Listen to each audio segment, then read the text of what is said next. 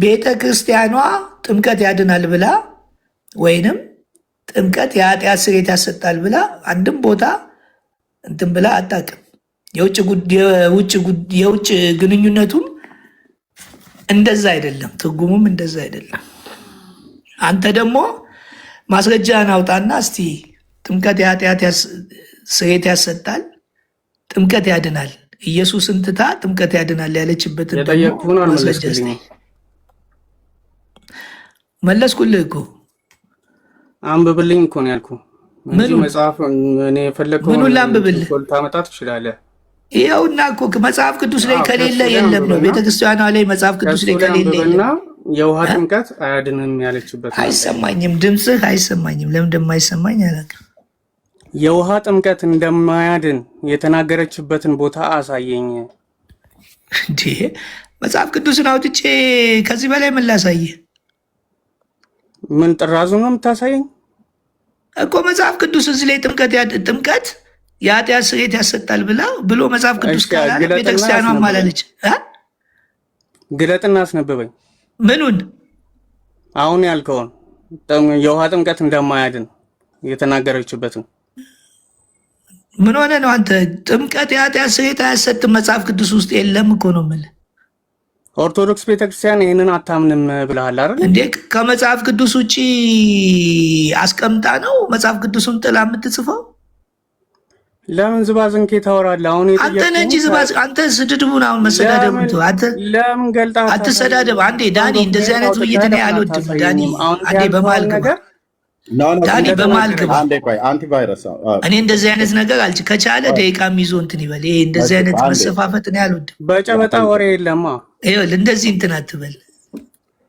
የሚግባና በተከባበር አድርጉት። እኔ እንትኔም እኮ ጺምም አውጥቻለሁ። ስለዚህ እኔ ከእሱ ጋር እንደዚህ መሳፈጥ አልፈልግም። አሁን ደቂቃ ስጡትና ጥምቀት የኃጢአት ስርየት ያሰጣል ቤተክርስቲያን ትላለች ብሎ ማስረጃ ይስጥ። እኔ ደግሞ አያሰጥም ብዬ ማስረጃ ልስጥ። ከዛ እንተያየቅ። 5 ደቂቃ ወይ ምናምን ስጡ። እሺ ጥሩ። እሺ በጣም አሪፍ። ያው ዋናውን ያድናል ብለህ የምታስበው አንቲቫይረስ አንተ ስለሆንክ ለአንተ ይኸው ደቂቃ ይዝልሃለሁ። አይ ቲንክ 5 ደቂቃ በቂ ነው ብዬ አስባለሁ ለዚህ ዙር። ይኸው 5 ደቂቃ ሰጥቻለሁ። በ5 ደቂቃ ውስጥ የኃጢአት ስርየት እንደሚያሰጥና ማስረጃ ካለ ምናልባት ውይይቱ ከመጀመሩ በፊት ኦርቶዶክስ የውሃ ጥምቀት ያድናል ብላ ትመንም አትመንም የኛ ጉዳይ አይደለም። ኦርቶዶክስ የውሃ ጥምቀት ያድናል ብላ ታምናለች አታምንም ሳይሆን መሆን ያለበት ውይይቱ እነሱም ሲወያዩ ጥምቀት ያድናል መጽሐፍ ቅዱሳዊ ነው ወይ የሚል ቢሆን ነው የሚሻለው። ካልሆነ ግን ለኛ ለሚሰሙን ሰዎችም ትምህርት ላይሆን ስለሚችል እኛ ኦርቶዶክስ ብትልም ለኛ ቡሩክ በጣም ቴንኪው። እሱን ነው የምፈልገው።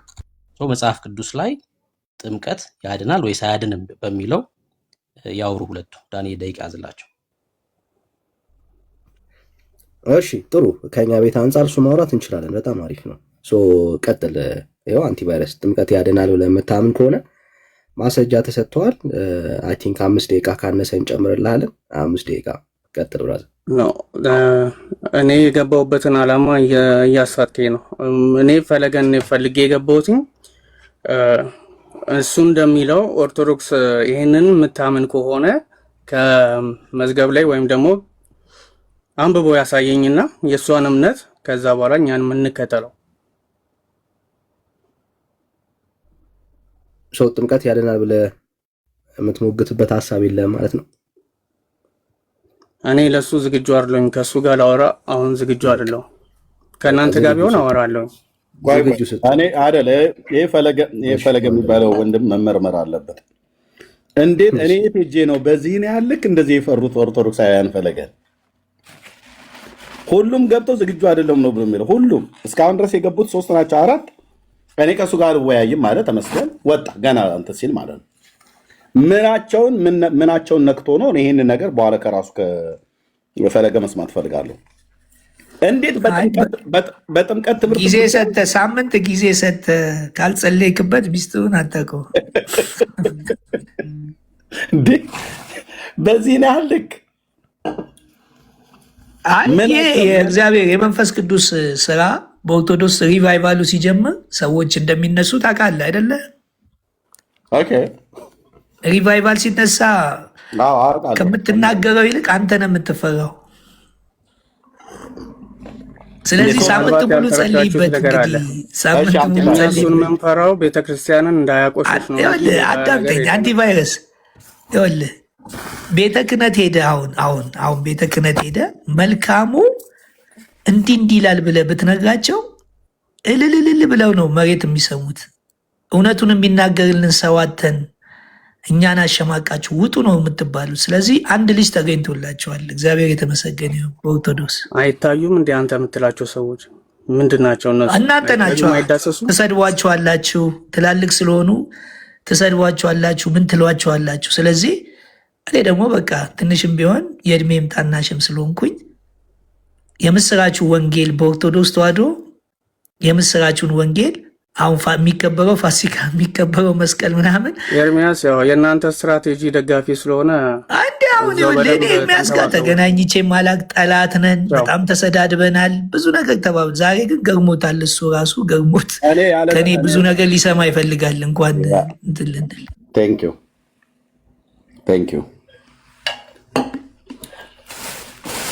እውነታው ይሄ ነው። እንግዲህ ወገኖች እኔ እንደማልዋሽ ታውቃላችሁ። ምንም ፈለገ ጳውሎስ ኦርቶዶክሳዊ መሆኑን ነው የማውቀው።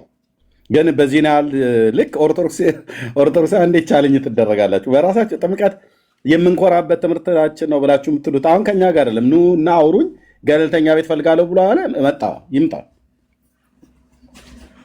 እና እንዴ ዳኒ የወዴት እየሄደ ነው ግን ይሄ ነገር? ሲሳይ ቤትም እኮ ተጋብዞ ቢኒያም መጥቶ ሲሳይን ሙልጭ አድርጎ ሰደበው።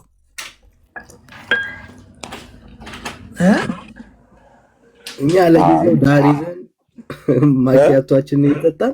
አይ ዳኒ እኮ ቤት እኮ ይመጣል። ለምን ላይ እንደማይገባ ባላቅም እኔ አሁን ይሆን ፕሮቴስታንት ይደሰታል፣ ኦርቶዶክስ ይከፋቸዋል የሚል ዓላማ የለኝም። አሁን እግዚአብሔር ይመስገን የተነሳሁበት ዓላማ ከምስራቹ ወንጌል ነው የተነሳሁት። አሁን ጥምቀት መዳን በእምነት የሚለው ራሱ በእምነት ብቻ የሚለው ኦርቶዶክሳዊ አባባል ሁሉ በዛም እንትን ብዬ ነበር። እስካሁን ግን እግዚአብሔር ይመስገን ማለት እስካሁን ከኔ ጋር እንትን የሚል ሰው አጥቻለሁ። በፈለጉት መልኩ አሁንም ሬዲ ነኝ። ገለልተኛ በእንደዚህ በኩል አንተ ነህ ገለልተኛ። ሌላ ቦታ ብሄድ መከራዬን እያየው ነው። በቲክቶክ አውግዘነዋል ብለዋል። በዚሁ አጋጣሚ እንደው ብትተባበሩኝ እንትኔን ሪፖርት አድርገውብኛል። በጣም ትንሽ ነው የቀረው። ትብብር ብታደርጉልኝ ደስ ይለኛል። ኮፕሊንግ አድርጋችሁ እንትን ብትሉኝ ለሌላ አይደለም። እኔ የወላችሁ እዚህ ስገባ ምንም የለኝም። ከኤርሚያስ ጋር ጠላት ነን፣ ተሰዳድበናል፣ ብዙ እንትን ተባብለናል። አሁንም አላወቀም። በተለይ ሲነጋ ብዙ ማውራት እችላለሁ። አሁን ቤት ውስጥም ቀስ ብዬ ነው እንትን የምለው። ስለ ጥምቀቱ አሁን አላወራም፣ ማስረጃም አልሰጥም። የሚመጣ ሰው ብቻ ለእናንተ ወደፊት እቤት ስትመጡ እቤት ና ኤርሚ ጋብዣለሁ፣ እመጣለሁ። እሱ ዛሬ እየሰማሁህ ነበር፣ ሚኪ ጋርም ሰምቻለሁ። ለነገ ተቀጣጥራችሁ 10 ሰዓት ምናምን ሚኪም ራሱ ለምን እንትን እንደማይለኝ አላውቅም። እኔ ሁሉም ነው የተነሱብኝ። እግዚአብሔር ይመስገን። እንግዲህ ሪቫይቫሉ ሊጀምር ነው እና የሚቶሎና እና ብናቀጣጥለው ብትገባ ጥሩ ነው። መልካም ሳምንት ግን ጸልይበት። ያ እመጣለሁ። እዚህ ጥያቄ የላችሁ?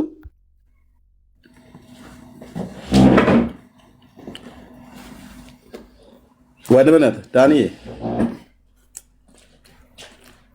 እሺ ኦርቶዶክሲያን ካላችሁ አንድ ቁጥር ጻፉ። መወያየት የምትፈልጉ ሰዎች ካላችሁ ኦርቶዶክሲያን ካላችሁ እንድትገቡ እናበረታታችኋለን ማለት ነው። እና ጥምቀት ያድናል ብላችሁ የምታምኑ በቃ ሀሳብ ላይ መሞገት የምትችሉ ሰዎች ካላችሁ ተሳስቷልን ብላችሁ የምታስቡ ካላችሁ መሞገት ትችላላችሁ። እና ሀሳብ ላይ ብቻ አተኩረን ውይይቱ ለብዙ ሰዎች እንዲጠቅም እናድርገው። ገስት ላይ የላካችሁ ሰዎች ማን ኦርቶዶክስ እንደሆነ አናውቅም። እሺ፣ ስለዚህ ከቻላችሁ ኦርቶዶክስ ያልሆናችሁ ሰዎች ከገስት ላይ ውረዱ፣ ኦርቶዶክሳውያን ለማስገባት ማለት ነው። አሁን ያለው አንድ ቦታ ነው። አንዷ ቦታ በኦርቶዶክስ ተጨማሪ ኦርቶዶክስ ነው የምንፈልገው። ስለዚህ ኦርቶዶክስ ያልሆናችሁ ከገስት ላይ ውረዱ። ቴንክ ዩ ጋይስ፣ ገስት የላካችሁ ማለት ነው። ተባረኩ። እሺ፣ ሌላ ኦርቶዶክሳዊ ካለ ግን እቀበላለሁ። ሀመር አይ ቲንክ እንትንን ኦፍ አድርገሃል አይደል? መላኪያን ሪኩዌስት መላኪያን ኦፍ አድርገሃል። መልካሙ እሺ፣ ፈለገ አቤት። ረሃብ እንደዚህ ያደርጋል እንዴ? ረሃብ ክፉ እንደሆነ እሺ፣ እኔ ምንድን ነው ረሃብ? እኔ ራበኛ አላልኩም። በራስ አካውንት ነው። እሺ፣ ሌላ ኦርቶዶክሳዊ እንዴ ጋይስ፣ ልክ ያለው አላክም። ሀመር አላክም። ሀመር ተሳዳቢ ነው ወንድምነት ነው። ተሳዳቢ ነው። አሁን በዚህ አጋጣሚ ፕሮቴስታንቶች በጣም የደነቀኝ ነገር በቃ ስስ ብልታችሁ መጽሐፍ ቅዱስና ኢየሱስ ክርስቶስ መሆኑን በጣም የተረዳውበት። ለምን እኔ ጋር መጣችሁ ያ ሁሉ ነገር እንትን ሲል ከጎን መሆናችሁ በጣም ደንቆኛል። ወደፊት የምስራችን ወንጌል የምስራች የአላፋት ወንጌል ጊዜ ብለን እንግዲህ መስቀል አደባባዩን ስቴዲየሙን አብረን እንደምናቀጣጥለው ነው። ዓለም ላይ እንደርሳለን። እግዚአብሔር የተመሰገነ ይሁን። በጣም ነው የገረማችሁኝ። በጣም የሁሉ ሲወርድብኝ ከጎን የሆናችሁ እንደገና ደግሞ ማን ነው ፓስተር አሌክስ አንድ ላይ ከኦርቶዶክስ ሆነ ጋር ሆነን እናወግዘዋለን አለ። መብት እንዳለው እንደሌለው ሳያቅ ፓስተር አሌክስም አወግዘዋለሁ ብሎ ከሚኪ ጋር ሊያወግዙኝ እየተሰናዱ ነው እና የሚገርም ነው። አውግዙኝ። እሺ፣ አይዞ ማለት ትከሻህን አስፋ። እሺ፣ ብፁ እንዴት ነው ዳጂ?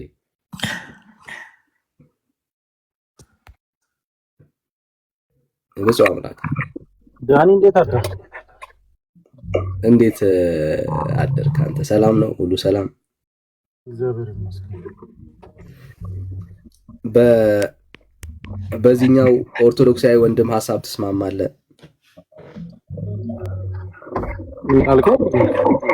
በዚህኛው ኦርቶዶክሳዊ ወንድም ሀሳብ ትስማማለህ ወይ? ማነው ኦርቶዶክሳዊ ወንድም? ያው ፈለገ ምን አለ? ጥምቀት አያድንም እያለ ነው። ጥምቀት አያድንም ማለት ነው። እሱን ከሱ ጋር ታወራለህ። ዲቴሉን ከሱ ጋር ታወራለህ። እሺ፣ ኦርቶዶክሳውያን ደግሞ ጥምቀት አያድንም ብለው ያምናል። በነገራችን ላይ መልኪ አሁን ዲቤት ሊያደርግ ተመከረ ተስፋና አባቱ ጋር ዲቤት ሊያደርግ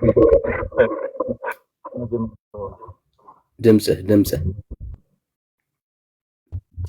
አይሰማም? እሺ፣ ትወያያለህ? ወደ ውይይት ትገባለህ ወይስ ውይይት? ከኔ ጋር ለመወያየት ፈቃደኛ ነህ? በጣም እሺ። በምን መልኩ ከኔ ጋር መወያየት? ጥምቀት የኃጢአት ስርየት ያሰጣል፣ ጥምቀት ያድናል በሚሉ ጉዳዮች ካልከኝ እኔ ደግሞ ተቃራኒ ሆኜ ከአንተ ጋር መወያየት እፈልጋለሁ። ጥምቀት አያድንም እያልክ ነው? ያመነ የተጠመቀ ይድናል እንጂ ጥምቀት ለድህነት ይሆናል የሚል ቤተክርስቲያንም መጽሐፍ ቅዱስም ማስረጃ የለም። ካለ ልታሳየን ትችላለህ። ያመነ የተጠመቀ ግን ይድናል። ጥምቀት አያድንም እያልክ ነው? ጥምቀት አያድንም። ጥምቀት አያድንም ማለት ነው ኢየሱስ ያድናል ማለት ነው። ጥምቀት አያድንም ማለት ኢየሱስ ያድናል ማለት ነው። ኢየሱስ ያድናል ብቻ ማለት ነው። ጥምቀት ደግሞ ሞትና ትንሣኤውን መተባበር ወይ በውሃ ከተጠመቅ ደግሞ ምሳሌ ነው። በሞቱም ትጠመቃለህ። የጥምቀት አይነቶች ብሎ ደግሞ ሐዋርያት ላይ የጥምቀት አይነቶች አሉ። ስለዚህ ይሄን ይመስላል። እጹቤ ወደ ዲስከሽኑ ይገባ። አሁን ደቂቃ ስጠውና ለእኔም ደቂቃ ስጠንና እንወያይ። አውሮ አልከን አይደል እኮ ደቂቃ ይሰጥ። በደቂቃ ነው የምናወራው። አያድንም ማለት ኢየሱስ ያድናል ማለት ነው አልከኝ አይደል? እኮ በደቂቃ እናውራ። አሁን ደቂቃ ስጠንና መግቢያ ነው ያወራነው። አሁን በደቂቃ እናውራ። ኦኬ ከኔ ጋር ኦፊሻል ዲቤት ማድረግ ነው ፈለከው? የፈለከው ምንም ችግር የለብኝም። ስለዚህ ኦፊሻል ዲቤት ከፈለከው ድምጽ ግን አስተካክለው። እጹ ድምጽህ ይረብሻል፣ አይሰማም፣ እንኮሻኮሻል እንጂ ምንም የሚሰማ ድምጽ የለም።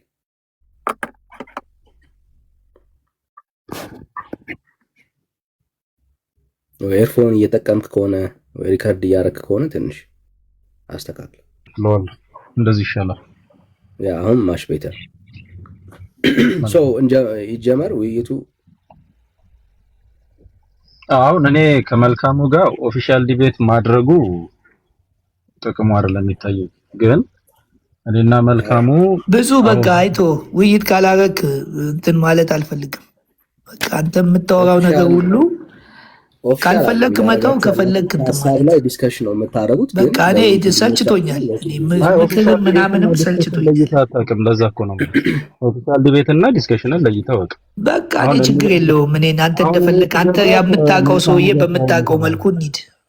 በምታውቀው መልካም። ስለዚህ ጥምቀት አያድንም ማለት ኢየሱስ ያድናል ማለት ነው ብለሃል። ይሄን አባባል መጽሐፍ ቅዱስ ያደርግ አሳየኝ። አሁን አልፈልግም ውይይት። በቃ ደቂቃ ያዝልን፣ መወያየት እንጀምር። በቃ ማትችል ከሆነ እኔ እኮ እናንተ እንተዋወቃለን።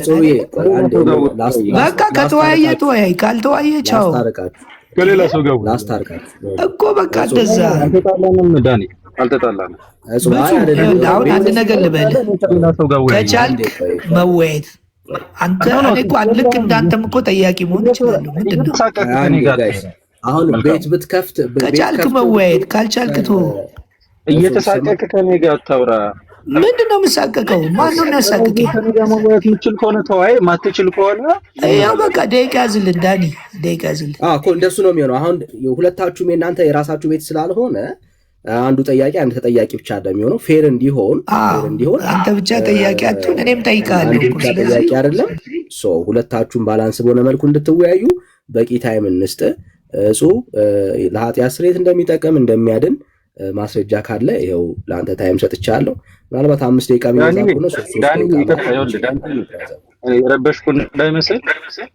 የረበሽኩ እንዳይመስል ብዙ 5 ደቂቃ የፈለግከውን አውራ፣ ብዙ መልክ 5 ደቂቃ የፈለግከውን አውራው ሳይሆን 5 ደቂቃ ከፈለገ ይጠይቅ፣ ግን 5 ደቂቃ ከፈለገ ጠይቅ።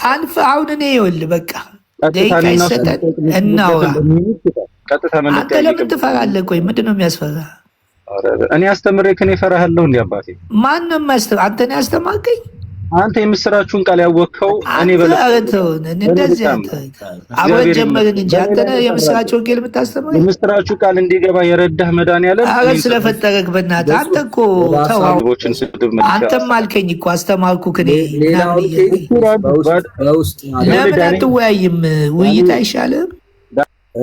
እኔ ነኝ ሁለታችሁ ነው የሚዩት ያረኳችሁ እንድንደማመጥ። እሺ በቃ ይኸው አሁን ታይም ልንስጣችሁ። በተነሳው ሀሳብ ላይ የሁለታችሁንም ሀሳብ እንስማ። ሁለታችሁም ኦርቶዶክሳውያን ናችሁ። እንደ አንድ ኦርቶዶክሳዊ አቋማችሁን እናድምጠው። ጥሩ ነው።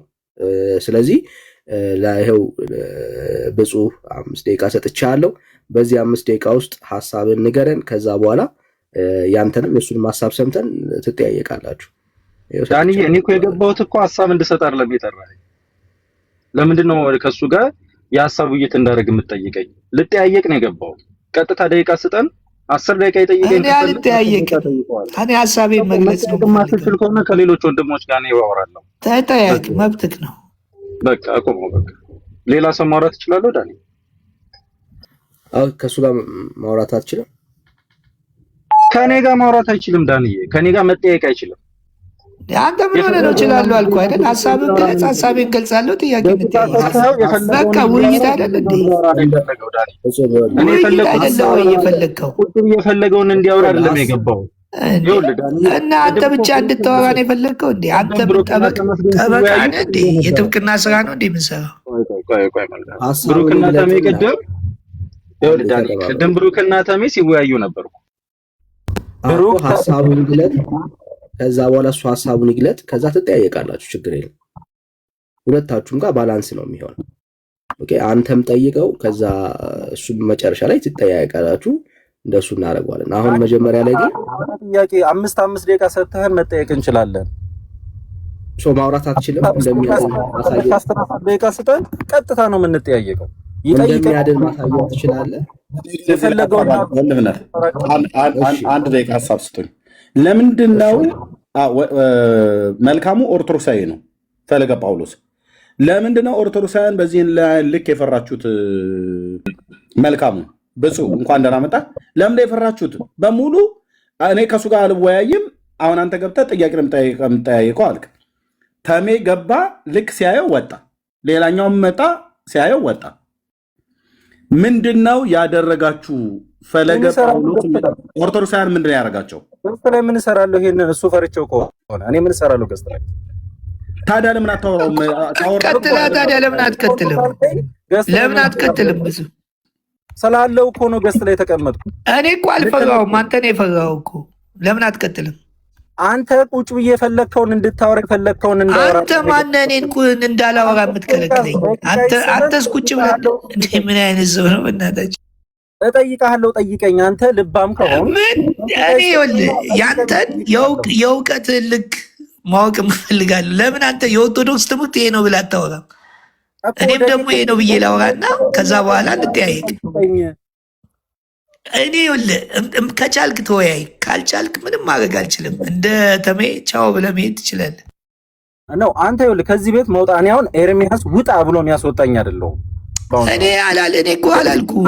አሁን ምንድን ነው ብዙ ጭቅጭቅ ነው እንዴ? እኔ እናንተ እኮ እንተዋወቃለን። ምንድን ነው ቅድም ብሩክና ተሜ አንተ ቀሲስ ዲበኩሉ ጋር እንደዛ ስትል እንኳን ምንም አላልኩም።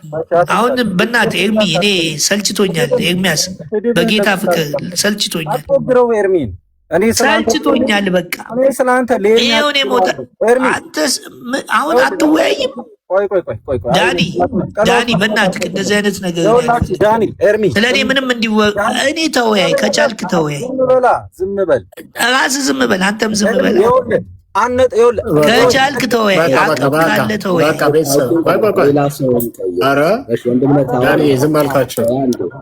አንዴ ጋይስ ወንድምነት ስላወራ ነው። አንዴ ቆይ እንናድርግ። እኛ አሁን እኔ ፐርሰናል ነገሮቻችሁን ለቤት ጨርሱ። እኛ አሁን ርዕስ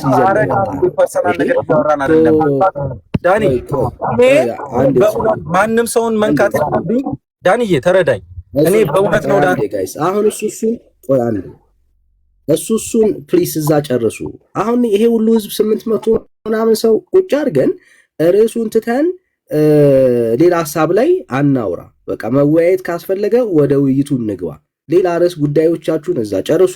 ሁለታችሁም ትተዋወቃላችሁ፣ ቤት ትከፋፍታላችሁ። ሁለታችሁም ቤት ከፍታችሁ ያለ ነገር ካለ እዛ ጨርሱት። አሁን የተነሳ ርዕስ አለ፣ ወንድምነት ይዞት መጥቷል። ጥምቀት ወንጌል ነው ያድናል የሚለው ድራማ እየሰራ ነው ሀሳብ ነው የምናነሳው። እዛ ላይ የማውራት አቅም አለ እጹብ። ካልሆነ ግን ሌላ ሰው አንተ ራስህ አሁን እኮ ድራማ እየሰራ ነው። እንዴት በለኝ። እንዴት ታወራለህ እዛ ሀሳብ ነው? ይኸውልህ ቆይ አንተ ራስህ እኮ ድራማ መስራት ጀመርክ። እዛ ሀሳብ ላይ ታወራለህ እጹብ። የመሻደለስ እኔ ሀሳብ ላይ አላወራም አላልኩም። ሀሳብ ላይ መሆን ነው። 5 ደቂቃ ሰተኸኝ እንደፈለግህ ካውራ 5 በቃ እጹብ። ቱ ሌት ብራዘር። ለሱ አሁን በቃ ወራጅ ኦርቶዶክስ ማለት ግሩሱ እኛ እናንተ ማለኝ አናውቀው ነገር የለም። ለማንም ሳይድ መያዝ አንችል። እዛው ነው ጉዳያችሁ። የተነሳ ርዕስ አለ። የተነሳው ርዕስ ላይ የማውራት አካላችሁ ግቡና ይሄ ወንድማችሁ ነው አሳምኑት። ተሳስተሃል፣ ቤተክርስቲያኒቷ እንደዚህ አታምን ምናምን ብላችሁ ዲል አድርጉት። ይሄው እኛውን ሀሳብ ነው የምንሰማው። ለሌላ ጊዜ ቤት አላችሁ እዛው አውሩ፣ ዲስክስ አድርጉ። ኦኬ አሁን ርዕስ ላይ በቃ እንቆይ። ስተት ነህ መልኬ ኦርቶዶክስ እንደዚህ አታስተምርም ካላችሁ መሞገት ነው በቃ። እሱን ነው የምንሰማው። ለሱ ጊዜ አለ፣ ለሌላ ጊዜ ግን ጊዜ የለንም። ያው ራሳችሁ ማድረግ ስለምትችሉ ማለት ነው። ሌላ ኦርቶዶክሳዊ ካለ ግን አንድ ቁጥር ይጻፍልን። ቴንክ ዩ። ሌላ ኦርቶዶክሳዊ ካለ እኔ ግን በውስጥ የሆነ ሰው ነግሮኝ ቢያሳልፈኝ ደስ ይለኛል። ለዚህ ጊዜ ላይ ወጥቷል፣ ወንድምነት ይዞ መጥቷል። በእርሱ ላይ መቆየትና ማውራት የምትችሉ ለምን የለበትም። ቤቱ መረበሽ የለበትም። መምራት አለበት። እሺ ሌላ ኦርቶዶክሳዊ እሺ አሁን ንጹህም ካለ ተመልሰ መግባት ይችላል። ግን በቃ ስትገባ ሀሳብ ላይ ነው የምንቀጥለው። ዳኒ አንተ ራስህ እኔ ማዳመጥ አትፈልግም? ለምን ካላዳመጥከኝ ታስገባኛለህ? እጹብ ሀሳብ ላይ ማውራት አቅም አለ እኮ። እኔም እኮ ሀሳብ ላይ ነኝ። አንተ እኔን ካላዳመጥከኝ አሁን እኮ ይኸውልህ አንተ ባላወቅከው ነገር ላይ ነው። መልካሙ ኤርሚያስ ላይ አነጣጥሮ ነው የመጣው። እኔ እነግርሃለሁ። አሁን ፖለቲካ አንተ በእናትህ ኤርሚያስ፣ እኔ እኮ የሚገርምኝ ፖለቲካ አንተ አትወያይም እንዴ? የውይይት ችግር የለብኝም። ባንዴ አዳምጠኝ በቃ። ፖለቲካን አታሰማ ዳኒ። እሺ እኔ ነው ቤቱን ለመመራው ዳኒ ድምጽ አሁን በዚህ ሰዓት ላይ ምንም ፐርሰናል አንሰማም። ይመችህ በቃ ዳኒ ይመችህ። ጋይስ አሁን እኛ ምንም አይነት ፖለቲካዊ ኢሹ ታፍኗል። ድምጼ ይቆራረጣል። ድምጽ ታፍኗል። እሺ አሁንስ እሺ አሁን ምንም አይነት ኢሹ ምናምን ለመስማት አይደለም። ርዕስ ከፍቷል ወንድምነት። በተነሳው ርዕስ ላይ ነው የምንቀጥለው። ስለዚህ በተነሳው ሐሳብ ላይ ሐሳብ ሰጣለሁ የሚል ሰው ካለ እንቀጥላለን። ከዛ ውጭ ግን ሌላ ምንም ነገር ሐሳብ ለመስማት አይደለም። እሱ የምታውቀው የሚሰማ ምናምን ካለ አሁን እሱ የምናነሳበት ታይም አይደለም። ዳኒ የኔ ወያያለሁ። እኔ እኮ የውይይት ችግር የለብኝም። ዳኒ እኔ የውይይት ችግር የለብኝም፣ እወያያለሁ። ግን ውይይቱን ስታደርገው መልካሙ ምንም ያላወራው ላይ ሲያወራ ባልሰማሁት አንተ ዳኒ እኔም ልውረድ ቤታችሁ ከሚበጠበጥ እኔም ልውረድ። እኔ እንወያይ ነው ያልኩት። አንዴ ቆይ ስሙኝ፣ አንዴ ስሙኝ። ፈለገም ብፁዕም አትውረዱ፣ ግን ተደማምጣችሁ ፈቀርንላችሁ እኮ ሌሎች ወንድሞች ታያችሁ ዝም ብለው ማለት ነው። እኔም ሁሉ ጨምሬ ወንድምነት ቤቱን ይምራው ዝም ብለን እየሰማናችሁ ነው። ኦልሞስት ወደ 900 ሰው ምናምን ቢሃይንድ ባይ ደግሞ ይሄን ስንት ሺህ ሰው እንደሚሰማ እስካሁን ስላላሳየኝ ነው። ሐሳቡ ላይ ፈለገ ላወራ አለ፣ ማውራት ፈልጋለሁኝ በዚህ በጥምቀት ጉዳይ አለ። በጾም ደግሞ መጣ ማውራት እፈልጋለሁ ግን ብለህ ቀጥታ ጥያቄ እንግባ አለ። ለኛ አንተም እውቀትን ሳትገልጥ እንደ መጽሐፍ ቅዱስ በጾም አለ ነው። ፈለገም እውቀቱን ሳይገልጥ የትኛው ሐሳብ ላይ የትኛው መጽሐፍ ቅዱስ ክፍል ላይ ቆማችሁ አውዱን ጠብቃችሁ እንደምትተረጉሙት እኛ ሳንሰማ እጹብ ቀጥታ ወደ ጥያቄ እንግባ አልክ። ፈለገ ደግሞ እንወያይ ከውይይት ይጀምር አለ። ስለዚህ አሁን ቤቱን የሚመራው ወንድምነት ነው ዳንዬ ነው። እሱ የሚላችሁን ስሙትና ቀጥሉ። ወንድምነት ቀጥል። ቴንኪው። ጊዜ አንፍች፣ ሐሳባችሁን እንስማ። የትኛው ሐሳብ ገዢ እንደሆነ እናድምጠው። ከዛ በኋላ ደግሞ መጠያየቅ ካለባችሁ ደግሞ ትጠያየቃላችሁ። ከዛ እንሰማችኋለን። በመጠየቅ ውስጥም የምንማረው ነገር አለ። ከእንደገና ደግሞ በሐሳባችሁ ውስጥም የምንማረው ነው።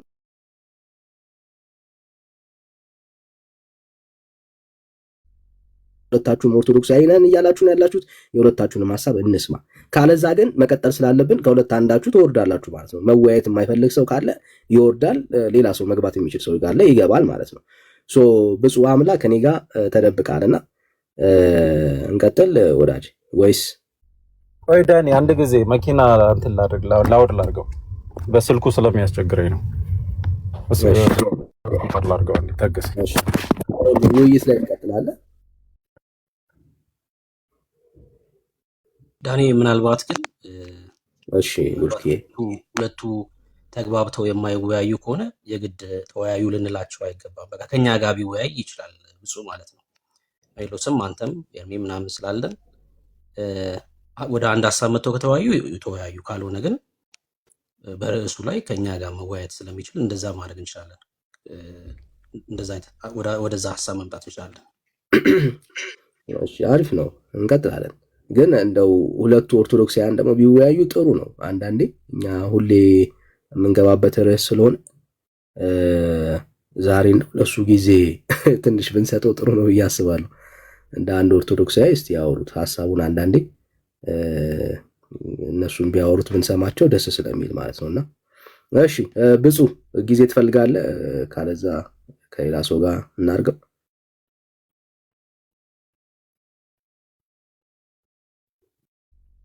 ወዳጅ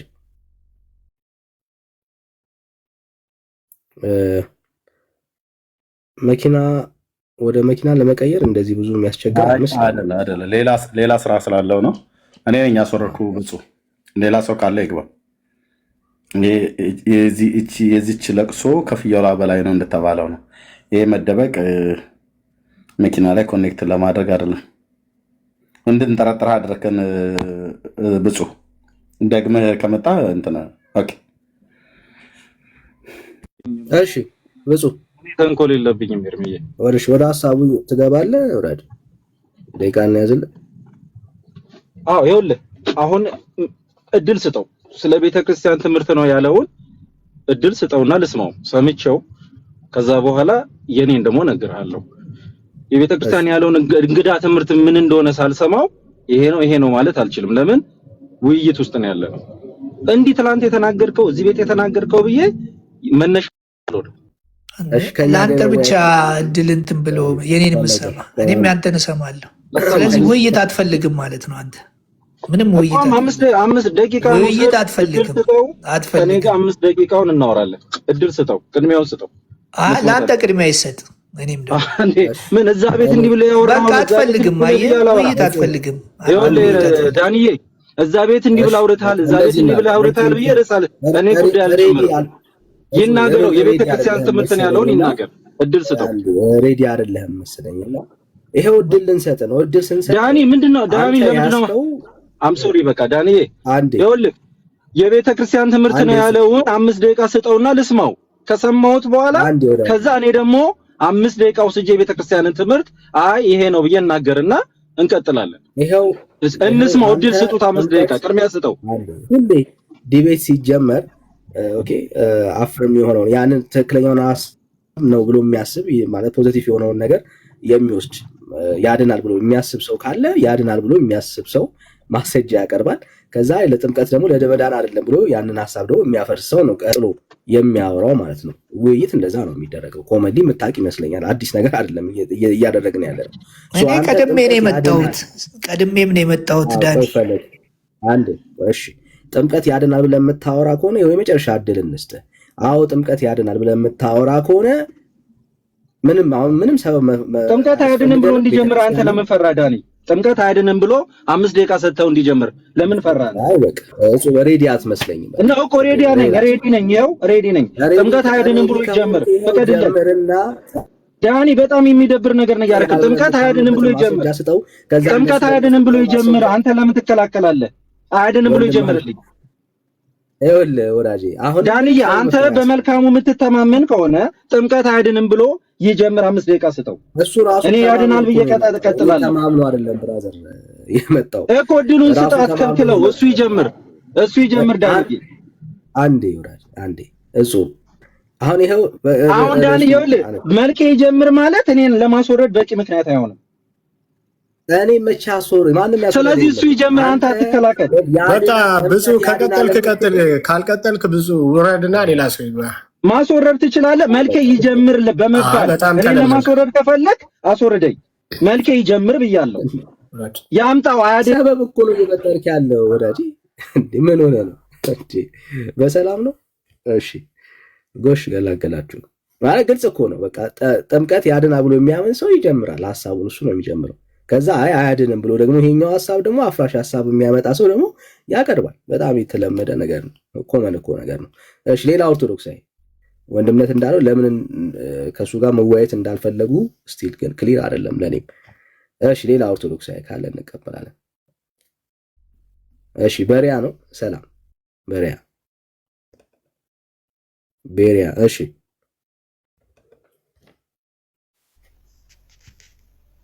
የቤሪያ እሺ ኦርቶዶክስ አትመስለኝም። እሺ ሰላም ወይኩን ኦርቶዶክስ አይሆናችሁ ጋይስ ኦርቶዶክስ ሆና። እሺ ሰላም ወይኩን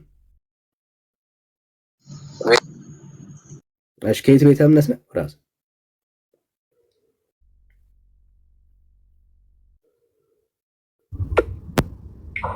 እሺ ወይኩን ይሰማል? ወይኩን ይሰማል? ሰላም ነው? እግዚአብሔር ይመስገን። ከየት ቤተ እምነት?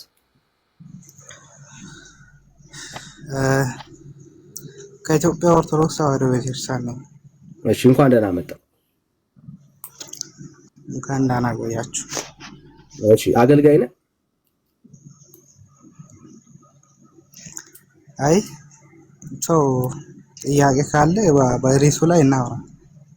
እሺ አይ አገልጋይ ነህ ወይ ያልኩህ ብራዘር ማለት አልገባኝም። የቤተ ክርስቲያን ካህን አገልጋይ ነው ወይ? እሺ ካለ በዛ በማዕረግ እንድንጠራ ነው። ካልሆነ ግን ችግር የለም እንቀጥል። አይደለም አይደል በቃ ችግር የለም። እሺ ጥምቀት ያድናል ብለህ ታምናለህ? አዎ አምናለሁ። እሺ ከሌላው ኦርቶዶክሳዊ ወንድም ጋር ማውራት ትችላለህ? ማን ነበረ ሌላ ኦርቶዶክሳዊ? ያው ፈለገ ጳውሎስ። ኦኬ ፈለገ ኦርቶዶክስ ነው? አዎ።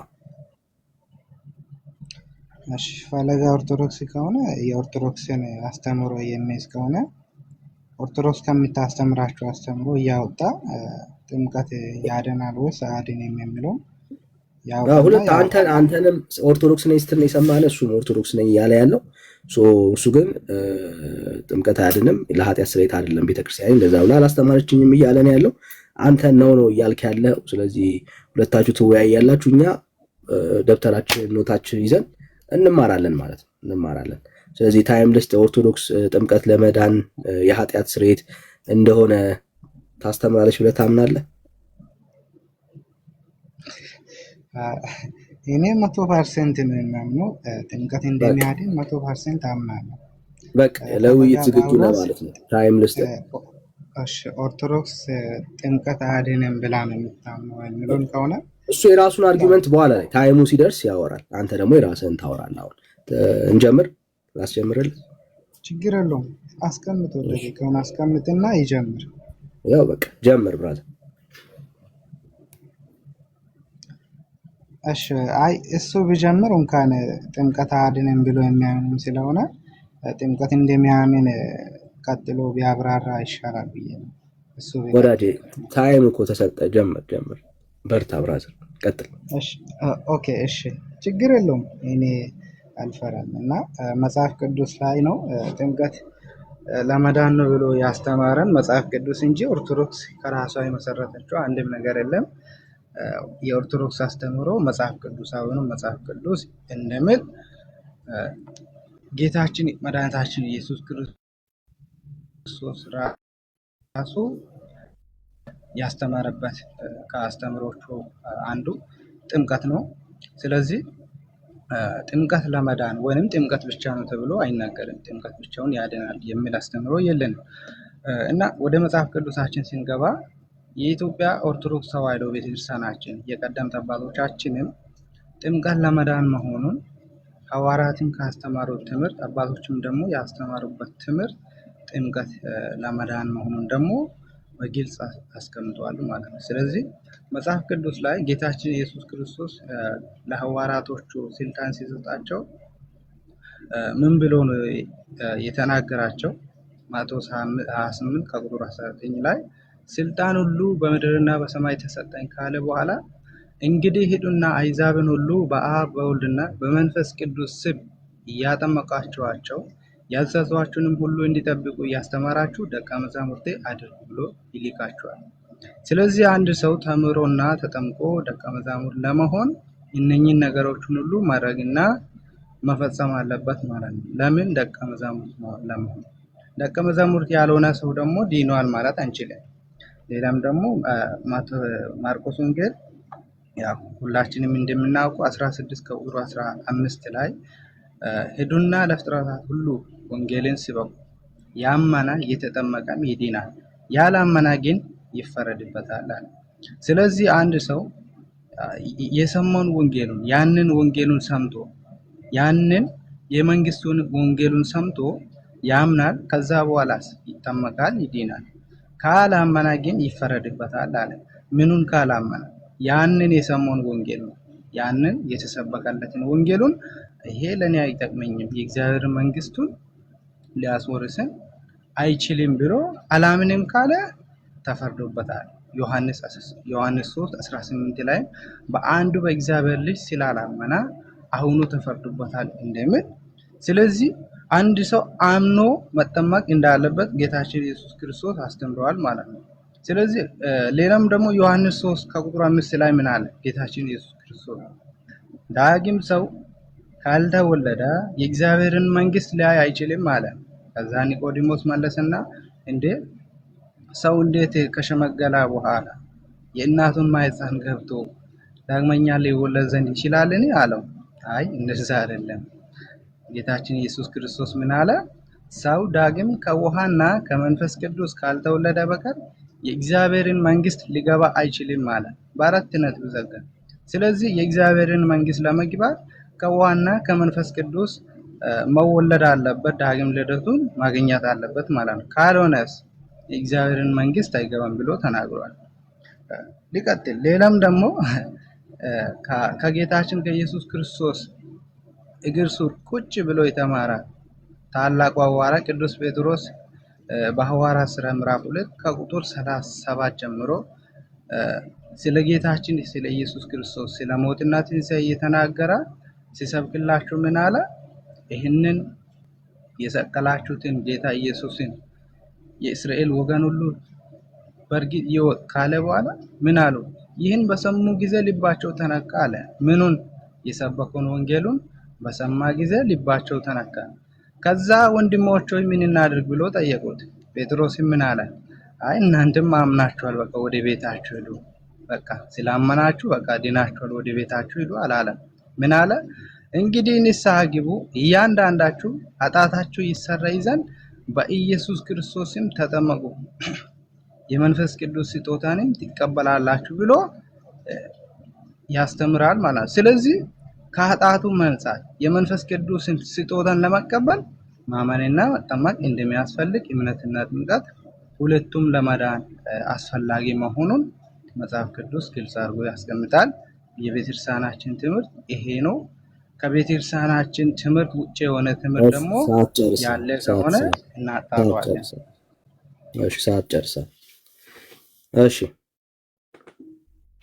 ፈለገው ያው የምንወቅስበት ጊዜ ስላልሆነ አንድም ቦታ ጥምቀት ያድናል የሚል አልገለጽም። በኋላ በጥያቄ የገለጸውን ነገር እንትን ስለምል መጽሐፍ ቅዱስ ገና ሲጀምር ደም ከሌለ ስርየት የለም ነው የሚለው። ስርየት የምናገኘው በደም ነው። በብሉይ ኪዳንም ሊቀ ካህኑ ይዞ የሚገባው ውሃ ሳይሆን ደም ነው። ደም ሳይፈስ ስርየት የለም እንጂ ውሃ ሲፈስ ደም ሆኖ ኃጢአት ያሰሪያል የሚል ነገር በመጽሐፍ ቅዱስም አልተጻፈም የለምም። ምንጊዜም ጥምቀት ሲወራ ብዙ ጊዜ ውሃ ነው የሚመጣው። በብዙዎች ዘንድ በብዙዎች ጭንቅላታቸው ላይ ውሃ ነው የሚመጣው እንጂ የኢየሱስ ክርስቶስ የሞቱ የደሙ ጥምቀት አይነሳም። እኔ ለምን እሱ እንደማይነሳ አላውቅም።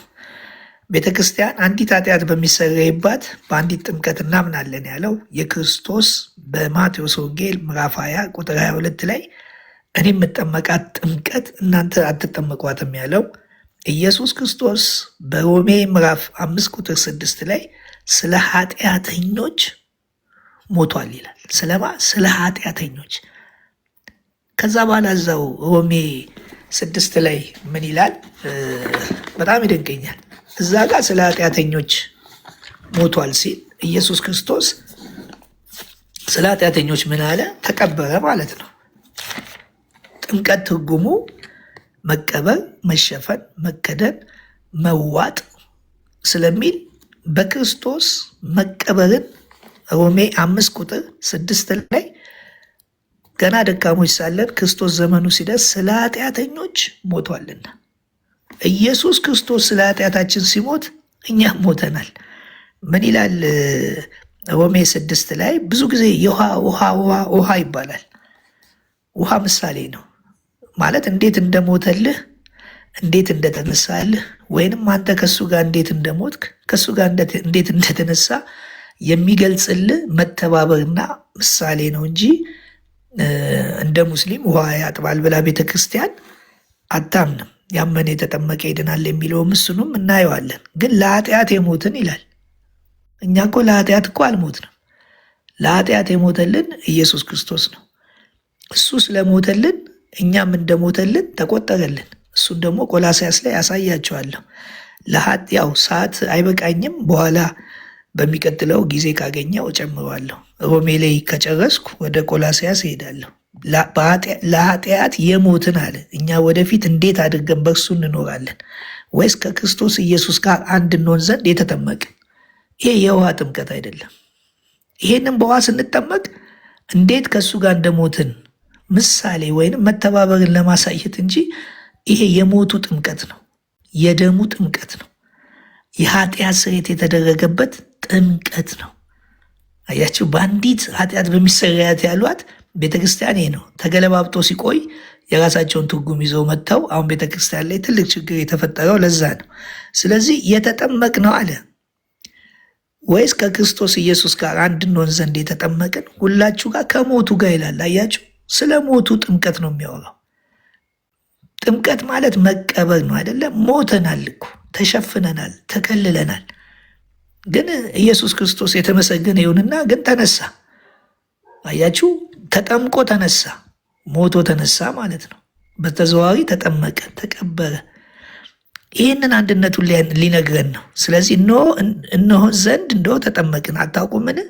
እንግዲህ ከክርስቶስ በአብ ክብር ከሙታን እንደተነሳ እንዲሁ ደግሞ በአዲስ ሕይወት እንድንመላለስ ከሞቱ ጋር አንድ እንሆን ዘንድ በጥምቀት ከእሱ ጋር ተቀበርን። አሁንም በአዲስ ሕይወት በአዲሱ ኪዳን በገባልን በደሙ ስርየት አዲስ ሰው ያደረገን የክርስቶስ የሞቱ ጥምቀት እንጂ እኛ ውሃው ስንገባ አይደለም አዲስ የምንሆነው። ስጋ ገብቶ ስጋ የሚለወጥበት ነገር የለም። ግን ያን ምሳሌ ይተርክልናል። ይገባሃል፣ ይኸው ሞተሃል ከክርስቶስ ጋር ይኸው ተነስተሃል የሚል ምሳሌያዊ ንግግርና መተባበርን የሚገልጽ ነው። እታች ምን ይላል?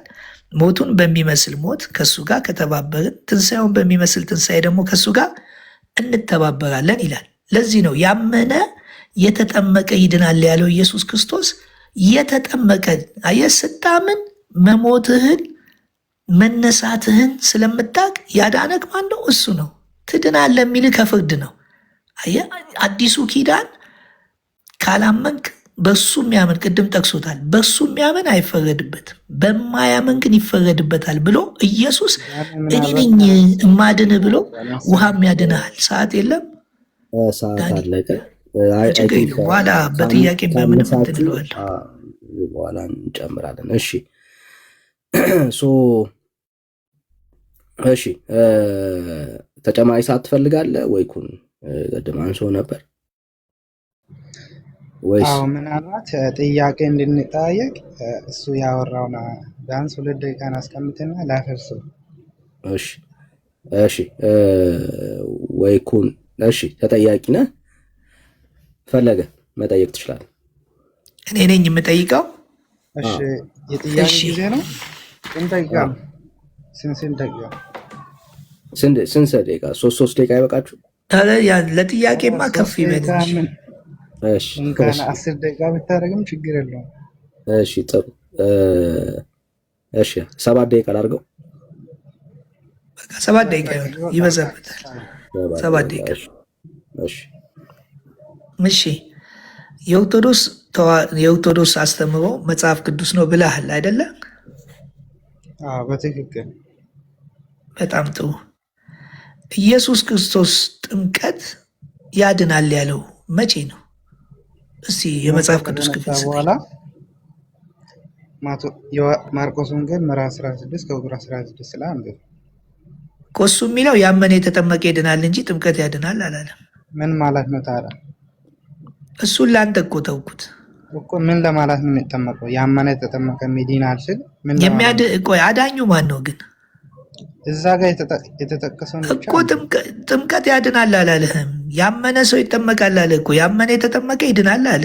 አዳኙ እኮ ነው ያለው። እሺ በቃ ተው፣ በቃ አልመለስክልኝም፣ ተውኩት። ወደ ለሁለተኛው ጥያቄ ሊድ። እሺ፣ አንድ ሰው ያልተጠመቀ ሰው ይድናል? ያልተጠመቀ ሰው አይድንም። ያልተጠመቀ ሰው ደቀ መዝሙር መሆን ይችላል? አይችልም። ታዲያ ሐዋርያቶች ከየት አምጥተው ነው የዳኑት ደቀ መዝሙር የሆኑት ሳይጠመቁ? ማለት ሐዋርያቶች ሳይጠመቁ ነው ደቀ መዝሙር የሆኑት፣ ሳይጠመቁ ነው የዳኑት። እንዴት እንደዛ ሊሆን ይችላል? መረጣቸው።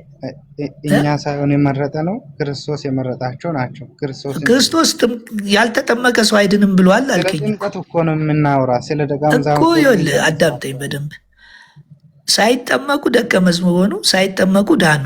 አንተ ደግሞ ያልተጠመቀ ሰው መዳን አይችልም፣ ያልተጠመቀ ሰው ደቀ መዝሙር መሆን አይችልም አልከኝ። ሐዋርያቶች በቃ ስለዚህ አልዳኑም፣ ደቀ መዝሙር አይደሉም ማለት ነው። አሁን ስለ እኔና ስለ አንተ ነው የምናወራ። ስለ ሐዋርያቶች ምን ሆነ ነው እንዴ?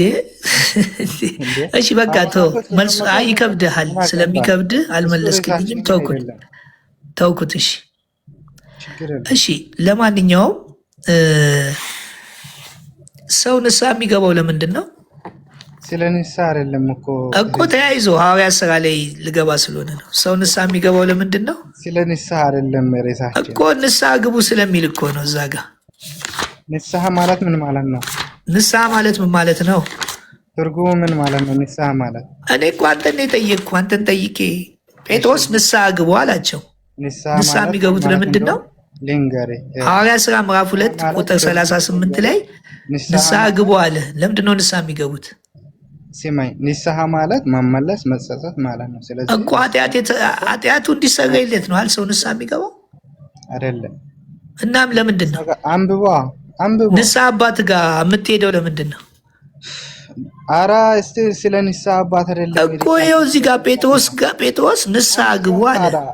ይኸው ጴጥሮስ ምዕራፍ 2 ቁጥር ወንድሜ ጴጥሮስ ንስሐ ግቡ አለ። ለምንድን ነው ንስሐ የሚገቡት? ሊጠመቁ። እንደዛ ነው የሚለው። ንስሐ ግቡ ኃጢአታችሁ ይሰረይ ዘንድ ነው የሚለው። አንተ ሊጠመቁ አልክ? አይልም። ይኸው ጴጥሮስ ንስሐ ግቡ ኃጢአታችሁ ይሰረይ ዘንድ አለ። ከዛስ እያንዳንዳችሁ በኢየሱስ ክርስቶስ ተጠመቁ የመንፈስ ቅዱስ ስጦታ ትቀበላላችሁ ነው ያለው። በቪዲዮ ክፈት እባክህን፣ መጽሐፍ ቅዱስን አታጨማድድ። በቪዲዮ ክፈት እንጂ ንስሐ ግቡ ኃጢአታችሁ ይሰረይ ዘንድ ነው የሚለው። አዎ ታዲያ ሌላ ምንድን ነው? ሌላ ሰው ያንብብልኝ እስቲ አንድ ሰው። አረ በቪዲዮ ክፈቱና ሰዓቴን አትግደልብኝ። ደቂቃውን ፖዝ አድርጉት። እሺ ቪዲዮ ይኸው በቃ። እሺ ቪዲዮ ነው የፈለግከው? እሺ ቪዲዮ ነው የፈለግከው? ክፈት ቪዲዮ ይኸው በደንብ ይሁ ከፍ አድርግ። ይኸው ተከፍቷል። እሺ ላንብብልህ። ጴጥሮስም ንስሐ ግቡ ኃጢአታችሁም ይሰረይ ዘንድ እያንዳንዳችሁ በኢየሱስ ክርስቶስን ተጠመቁ። በጣም ጥሩ። ንስሐ ግቡ ብሎ ምንድን ነው የሚለው? አንድ ሰው አንብብልኝ። ኤርምያስ አንዴ። ኃጢአታቸው ይሰረይ ዘንድ ምን ይግቡ እኮ ንስሐ ግቡ ያለው ለምንድን ነው? ጴጥሮስ ጥያቄ መልስልኝ እንጂ አሁን ይህን እንዲያባራ አይደለም። ዘንድ የምትለውን ከላይ ያርጎ ንስሐ ግቡ ማለት ምን ማለት ነው? አረ መልስልኝ። ንስሐ ግቡ ማለት ነው ያለብህ በአንተ ያረዳል እኮ። ንስሐ ግቡ ሰውን ንስሐ ግቡ የሚባለው ኃጢአቱ እንዲሰረይ ነው። ይኸው ለመጠመቅ ነው። ይኸው ጴጥሮስ ንስሐ ግቡ አለ። ቀጥሎ እስቲ ቆይ አንዴ ድምፅህን አሰማው። ኃጢአታችሁ ይሰረይ ዘንድ ንስሐ ግቡ። ንስሐ ግቡ ኃጢአታችሁ ይሰረይ ዘንድ አለ። ንስሐ ግቡ። እሺ በቃ ተው፣ መልስ አልመለስክልኝም። ወደሚቀጥለው ልሂድ። ወደ ኋላ ነው እንደሚታነቡ። ወደሚቀጥለው የክርስቶስ ደም ከኃጢአት ያሰረያል አያሰረይም? ሬሳችን አይደለም ስለ ደምና እኮ የኃጢአት ስርየት አይሰጥም። ጥምቀት ደም ነው የኃጢአት ስርየት የሚሰጠው ብዬ ስለማመን ጥምቀት ነው የኃጢአት ስርየት የሚያሰጥ፣ ደሙ ነው የኃጢአት ስርየት የሚያሰጥ። የጥምቀት ጥያቄ የለም እንደፈለገ ምን ሆነ ነው? ስለ ጥምቀት የሚባል ነገር እኮ ስለሌለ ነው። ወይንም እሺ የጴጥሮስ መልእክት ላይ ችግር የለውም ሊመልስልህ የኢየሱስ ክርስቶስ ከኃጢአቱ። እሺ በቃ ቀላል ጥያቄ ልጠይቅህ። ደም ሳይፈስ ስርየት አለ የለም ነው የሚለው? ውሃ ሳይፈስ ስርየት አለ ነው የሚለው? ኧረ ስለ ደም አይደለም እኮ ደም ሳይፈስ ስርየት የለም ነው የሚለው ወይስ ውሃ ሳይፈስ ስርየት የለም ነው የሚለው? እስቲ ወንድማችን እውነቱ ተናገረ። እስቲ ርዕሱን ለጥፎ እኮ ውሃ ሲፈስ ነው ደም ኃጢአት የሚሰረየው፣ ደም ሲፈስ ነው። አሁን ጌታ ሆይ መልስልኝ፣ ጥያቄ እኮ ነው። ሶስት ደም የኃጢአትን ስርየት ይሰጣል። እሺ ታዲያ አንተ ደግሞ ውሃ አልክ እኮ። ስለ ውሃ እኮ ነው እያወራን እኮ። ውሃ የኃጢአት ስርየት ይሰጣል የሚል እስቲ አውጣና አሳየኝ። እንዴ ጥያቄ የለም። እሺ እኮ የኃጢአት ስርየት ጥምቀት ያሰጣል የሚል አውጣና ስጠኝ። አልቻለም። እሺ ሊጠይቅ በቃ ደቂቃን አስቀምጥ። እንዴ ሰውዬ ምንድን ነው ውይይት አይችልም እንዴ? ኧረ ዳኒ አንድ በሉልኝ እንዴ። በራሴ ጥያቄ ላይ ካልጠየቁ እያለኝ ነው። ኃጢአታችሁም ይሰረይ ዘንድ በኢየሱስ ክርስቶስም ተጠመቁ አላቸው እኮ። ምን ስሉ ንስሐ ግቡ ስለሚል አሁን እሱን እኔ አሁን የጠየቅኩ ነው። ጥምቀት የኃጢአት ስርየት ያሰጣል የሚል ጥቅስ አውጣልኝ። ይኸው በአንተ ያረዳድ ከሆነ ኃጢአታችሁ ይሰረይ ዘንድ ንስሐ ግቡ ነው ማለት ነው። አዎ ንስሐ ግቡ። ምን ኃጢአታችሁ ይሰረይ ዘንድ በኢየሱስ ክርስቶስም ተጠመቁ ነው አይልም። ማንበብ ያቅታል እንዴ? ምን ሆነ ነው? አንዴ ሚዩት አስደርጉልኝ። እኔ ሜዶሬ ተገኝታ አይደለም እኮ ነው ጥያቄ ጠይቅበት። ሚዩት አስደርጉልኝ እንዴ የምትጠይቀውን ጥያቄ በቃ ይህንን ጨረስኩ እኮ ወደ ሌላ ጥያቄ እየገባው ነው። ይኸው ግባ ደቂቃ ሌላ ኃጢአት በውሃ ጥምቀት ኃጢአት ያሰሪያል የሚል ሌላ ጥቅስ ደግሞ አንዴ ደቂቃው 10 ደቂቃ ይሆን ወንድምነት፣ እንደውም 15 ከፍ ብል ጥሩ ነው እና ጨርሻል። ደቂቃ 15 ደቂቃ ይሆን ለአንተም 15 ደቂቃ ይሰጣል። 15 ደቂቃ ቀጥሉ። ጥሩ እየመለስክ ስለሆነ እሱም ጥሩ እየጠየቀ ስለሆነ እኛ እያዳመጥን ነው። እሺ የጴጥሮስ መልእክት ምዕራፍ 3:21 የውሃ ጥምቀት ያድናል ነው የሚለው። ኦፍኮርስ በግልጽ አይደል የተናገረው እዛ ጋር የውሃ ጥምቀት ያድናል ነው የሚለው። አንብባ ምንድን ነው የሚለው? አይልም እኮ አይልም ማለት ያንተ አይደል? በጣም ጥሩ። እሺ ጥምቀት ምሳሌ ሆኖ አሁን ያድነናል ይላል። ምን ምሳሌ ሆኖ? ጥምቀት ምሳሌ ሆኖ አሁን ያድነናል ይላል። ስለዚህ ጥምቀት ምሳሌ ነው እንጂ አያድነንም። የሚያድነን ክርስቶስ ነው ማለት ነው። ጥምቀት ምሳሌ አላለም። በጣም ጥሩ። በኖ ጊዜ ውሃውን ያዳነው መርከቡን ያዳነው።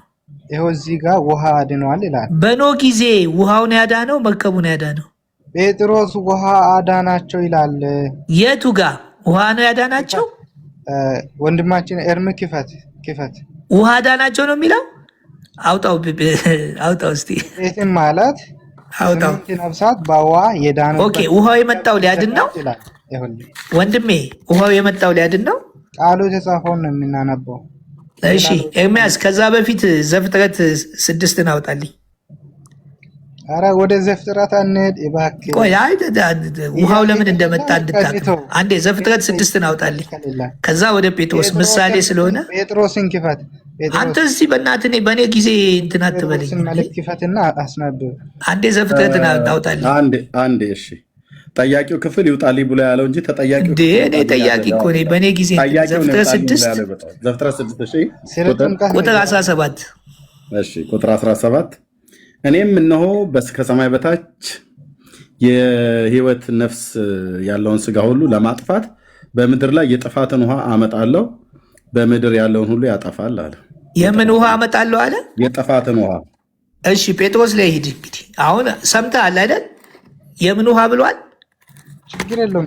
እኔ ከራሴ አይደለም እያወራ ያለው እኮ የምን ውሃ ብሏል? የጥፋት ውሃ። ሁለቱም ወንጌላት ሁለቱም መጽሐፍ ቅዱስ ክፍል ይገጫጫሉ እያልከኝ ከሆነ አይ በቃ የዳኑት በመርከብ እንጂ በውሃ አይደለም። ጴጥሮስ ተሳስቷል። እንደዛ በቃ የጴጥሮስን ንገረን እስቲ። አሁን አንብብና ንገረን። ክፈት። አሁን ውሃ እንዳዳነ ይንገረን እስቲ።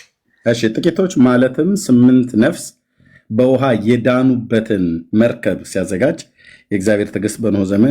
ቆይ አንዴ 8 ነፍስ በውሃ የዳኑበት መርከብ ሲዘጋጅ በምንድን ነው የዳኑት? በውሃ የዳኑበት ይላል። ምን በውሃ የዳኑበት ምን?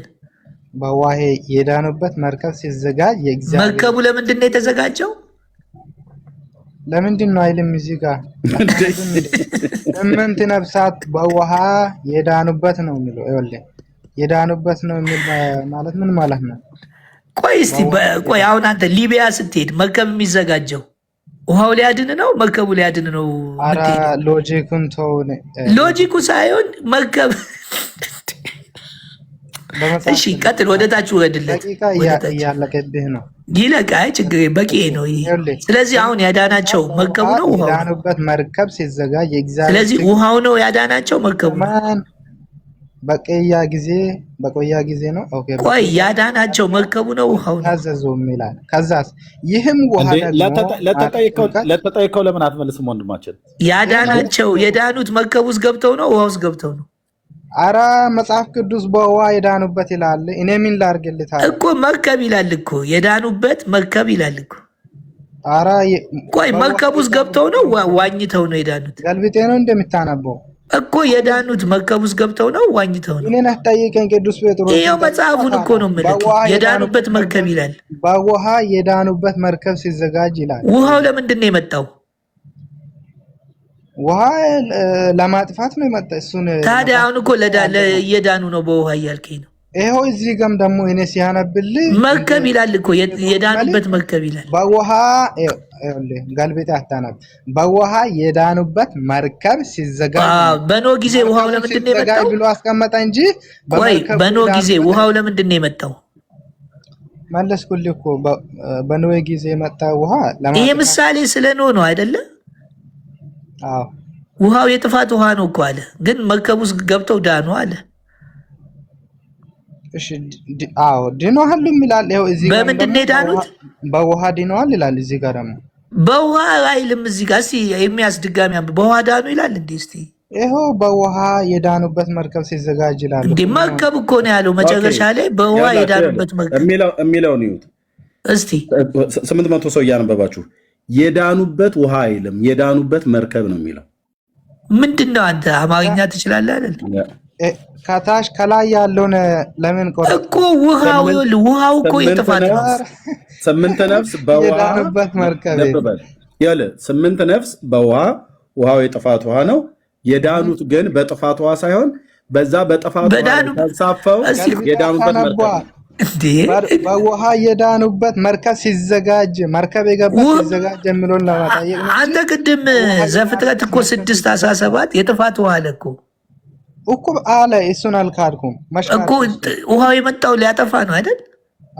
እሱን መርከቡ ባይኖር 8ቱ ነፍስ ምንድን ነው የሚሆኑት? ያው ይጠፋሉ። ታዲያ ለምን ውሃ አይድናቸውም? መርከቡ ሳይኖር እኔን ለምን ትጠይቀኛለህ? ቅዱስ እኮ መርከቡ የተዘጋጀው ለምንድን ነው? ቅዱስ ጴጥሮስን ለምን አትጠይቀውም? አይደለም መርከቡ የተዘጋጀው ለምንድን ነው? ከጥፋት ውሃ ሊድኑ ዘንድ። ውሃ ሊያድናቸው ነው አላልክም? መጽሐፍ ቅዱስ እኮ ነው የምለው። ጌታ ወይ በቃ እሺ፣ ወደ እኔ ጥያቄ ግባ። ጥያቄ ከሌለ ዝም ብለህ አጫወት። አይ አንተም እውቀት ማለት ብዙ ያው እንዲሁ እንትን ለማለት እንጂ ከአንተ ጋር እንትን ብሎ ከሆነ አጫውተን ችግር የለውም። ቀጥል፣ አሁን ወደ አንተ ቀጥል። እሺ ጠይቀኝ። ልጠይቅ እንደ ጥያቄ አልቋል። እሺ ጥያቄን ጨርሷል መሰለኝ። እሺ አስቀምጡልኝ ለእኔ ደቂቃኝ።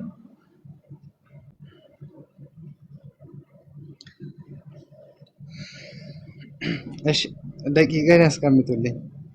እሺ መልካም ሚውቲን ክፈትና እናውራ። ማርቆስ 16 ላይ ጌታችን ኢየሱስ ክርስቶስ ያመነ የተጠመቀ ይድናል ሲል ሰው ምን ለመሆን ነው እዛ ጋር የሚጠመቀው? ያመነ የተጠመቀ ይድናል ነው ያለው። አዳኙ እሱ ነው። አዳኙ ራሱ ጥምቀት ያድናል አይልም እዛ ጋር። ያመነ ሰው እኮ ያመነ ሰው እኮ በሱ የሚያምን ነው የሚድነው። በቃ ማርቆስ ወንጌል ላይ በሱ ጥምቀት ያድናል አይልም። ያመነ ሰው ይጠመቃል። ለምንድነው የሚጠመቀው? አዳምጠኝ እስቲ። የሚጠመቀው ሞቱን በሚመስል ሞት፣ ትንሳኤውን በሚመስል ትንሳኤ። ለምንድን ነው የሚጠመቀው ብዬ ማስጠየቅኩ እኔ። በቃ እዛ ጋር ጥምቀት ያድናል አይልም። ለመሆን ተጠመቁ ነው። ክርስቶስን ያመነ ሰው ገባ። የሚያምን ሰው ይድናል፣ ከፍርድ ይድናል፣ የዘላለም ሕይወት ያገኛል፣ የእግዚአብሔር ልጅ ይሆናል። ኢየሱስ ኧረ በእናትህ ከአንተ እኔን ጥያቄ ጠይቀኝና ዝም በል እንዴ! አይ አታብራራ። የጠየቁትን ቃል በቃል በቃ ካለ መብራራት ከሆነ ያመነ የተጠመቀ ይድናል ነው ያለው። ጥምቀት ያድናል አይልም። ጨረስኩሽ። ምን ለማውን ነው የሚጠመቀው እዛ ጋር? ለመተባበር ነው የሚለው እዛ ጋር። አዎ ኧረ እባክህ እኮ ሮሜ ላይ ሂድና አንብባ መጽሐፍ ቅዱስ። ምን ሆነ እኮ ጥምቀት ያድናል እዛ ጋር አይልም ፈጽሞ። እሺ በቃ ተው፣ መጽሐፍ ቅዱስን እየካድ አይልም ፈጽሞ። ጥምቀት ያድናል አይልም። ቆይ አድምጠኝ። ከኢየሱስ ክርስቶስ ጋር አንድ ሰውን መዳን ይቻላል? ከኢየሱስ ጋር አንድ የሚሆነው ሰው ሲያምን ነው። ማስረጃ ክፈትና አሳይ። ከኢየሱስ ክርስቶስ ጋር በእምነት ነው አንድ የሚሆነው የሚለው። በጣም ጥሩ። በእምነት በኩል ይላል ቆላስይስ፣ በእምነት በኩል የእግዚአብሔር ልጆች ናችሁና ይላል። በምን በኩል? በእምነት በኩል የእግዚአብሔር ልጆች ናችሁ ይላል። አንብበህ ታውቃለህ ይሄንን ጥቅስ? ቀጥላ አንብብ። በቃ የእግዚአብሔር ለተቀበሉት በስሙ ለሚያምኑት የእግዚአብሔር ልጆች የሆኑ ዘንድ ይላል። 10 ቦታ አትጥቀስ። ይኸው ልጆች ልጅ የምትሆንበትን በማመን ነው አልኩህ እኮ። ገላትያ መልእክት ላይ ነው ያለ። አንተ ቆላስ ይኸውልህ አዳምጠኝ። አሁንም ድጋሚ አዳምጥ። አንተ ጠይቀህ ጸጥ በል። ለተቀበሉት በስሙ ለሚያምኑት የእግዚአብሔር ልጆች። ታዲያ አንድነት የምትፈጥረው እኮ በማመን እኮ ነው። ስታምን ልጅ ትሆናለህ። የሚጠይቅን ብቻ መልስልኝ። ገላትያ ምዕራፍ 3 ከቁጥር 26 እና 27 ላይ ከክርስቶስ ጋር አንዲት የሆኑ ዘንድ የተጠመቃችሁላችሁም ክርስቶስን ለብሳችሁ። ስለ ውሃ ጥምቀት አይደለም። ሲጠይቅ መልስልኝ እባክህ። ስለ ውሃ ጥምቀት አይደለም። ክርስቶስን ሳይለበስ መዳን ይቻላል? ክርስቶስን ሳይለበስ ክርስቶስን የምትለብሰው በእምነት ነው እኮ። ስታምን ለብሰዋል እኮ። በቃ ማስረጃ እንዴ! በእምነት ክርስቶስ የእግዚአብሔር ልጅ አይደለ እንዴ? በጥምቀት ሲል ውሃ ጥምቀቱን አይደለም የሚያወራው። ትለብሳለህ የሚለውን ማስረጃ አምጣልህ። አንተ እኮ ነው ያመጣው። በእምነት ነው። ይኸውልህ መጽሐፍ ቅዱስን ክርስቶስን በጥምቀት የሚል የለም። ክርስቶስን በውሃ ጥምቀት ውሃ የሚል ነገር የለም። ይኸውልህ አሁንም ደግሜ ላንብብልህ። ደግሜ ልበልህ። ሞቱን በሚመስል ሞት። እስቲ ቆይ ወይ አዳምጠኝ ወይ እንትን አትበል። የኔ ጥያቄ ነው። ሚውት አድርግ። እሺ ጠይቅና ሚውት አድርግ። ምንድን ነው ሚውት የሚያደርገው? በቃ ጠይቅና ዝም በላ። ክርስቶስን ሳትለብስ መዳን ትችላለህ ወይ? በምንድን ነው የምትለብሰው? በእምነት ክርስቶስን ለብሳችሁታል ይላል። በእምነት ካልሆነ በምን ለብሰው ነው እኮ? ማስረጃ ክፈት። ቶሎ በል። በእምነት ክርስቶስ ይለበሳል የሚለው ማስረጃ ክፈት እኮ። ያለ እምነት ምንም ልታደርግ አትችልም። የእግዚአብሔር ልጅም የምትሆነው በእምነት ነው። ማረኝ። ማረኝ ክፈትና እንዴ! ነገርኩህ እኮ። አሁን እየነገርኩህ እኮ አልሰማ አልከኝ። እሺ በእምነት በኩል የእግዚአብሔር ልጆች ክርስቶስን ይለበሳል የሚለውን ማስረጃ ክፈት። ቶሎ በል። እንኳን ደቂቃ የራሱ ይለቅ። ማስረጃን ክፈት። አልሰማ አልከኝ እኮ። እሺ ለማንኛውም ላውጣና እሺ ላሳየህ። አንዴ አውጣልኝ ኤርሚ። አንዴ ዝም በል ቆይ። አንዴ ዝም በል ቆይ። አንዴ ዝም በልልኝ። ገላትያ 3:26 አውጣልኝ ኤርሚ። ይኸው እያነበብኩም ነበረ። አይቶ አንተ ሰው እንዲያየው ገላትያ 3:26 እሺ ክፈትላት።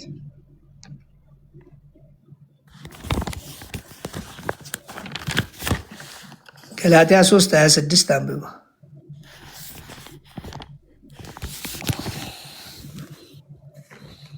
እሺ አንብብና ቶሎ በላ። ሰዓት እየሄደ ነው። ያው በእምነት በኩል አይ በቃ ራሳቸው አንብቡ። እኔ አላነብም። ሰውየው ጠይቆ እኔንም በእምነት በኩል ሁላችሁም በክርስቶስ ኢየሱስ የእግዚአብሔር ልጆች ናችሁና። አያ እሺ ጨርስ። 4 ነጥብ እስከሚሆን ድረስ ጨርስ። እሺ አንደኛ ጴጥሮስ አውጣልኝ። ኧረ እስቲ ቀጥል። የኔ ጥያቄ ነው። አንደኛ ጴጥሮስ አሁን ጠይቀህ እንትን አትበል። አንደኛ ጴጥሮስ 1:5 4 ነጥብ አላለቀም እንዴ? ይኸው እያሳየሁህ እኮ ነው። በቃ ከዚህ በኋላ ማስረጃዎችን ተመልከት። የለህም በእምነት ክርስቶስን ይለበሳል። ይኸው ልጅነት ልጅ ስትሆን እኮ ለበስከው እኮ። አንደኛ ጴጥሮስ ምዕራፍ 1 ቁጥር 5 ቀጥል።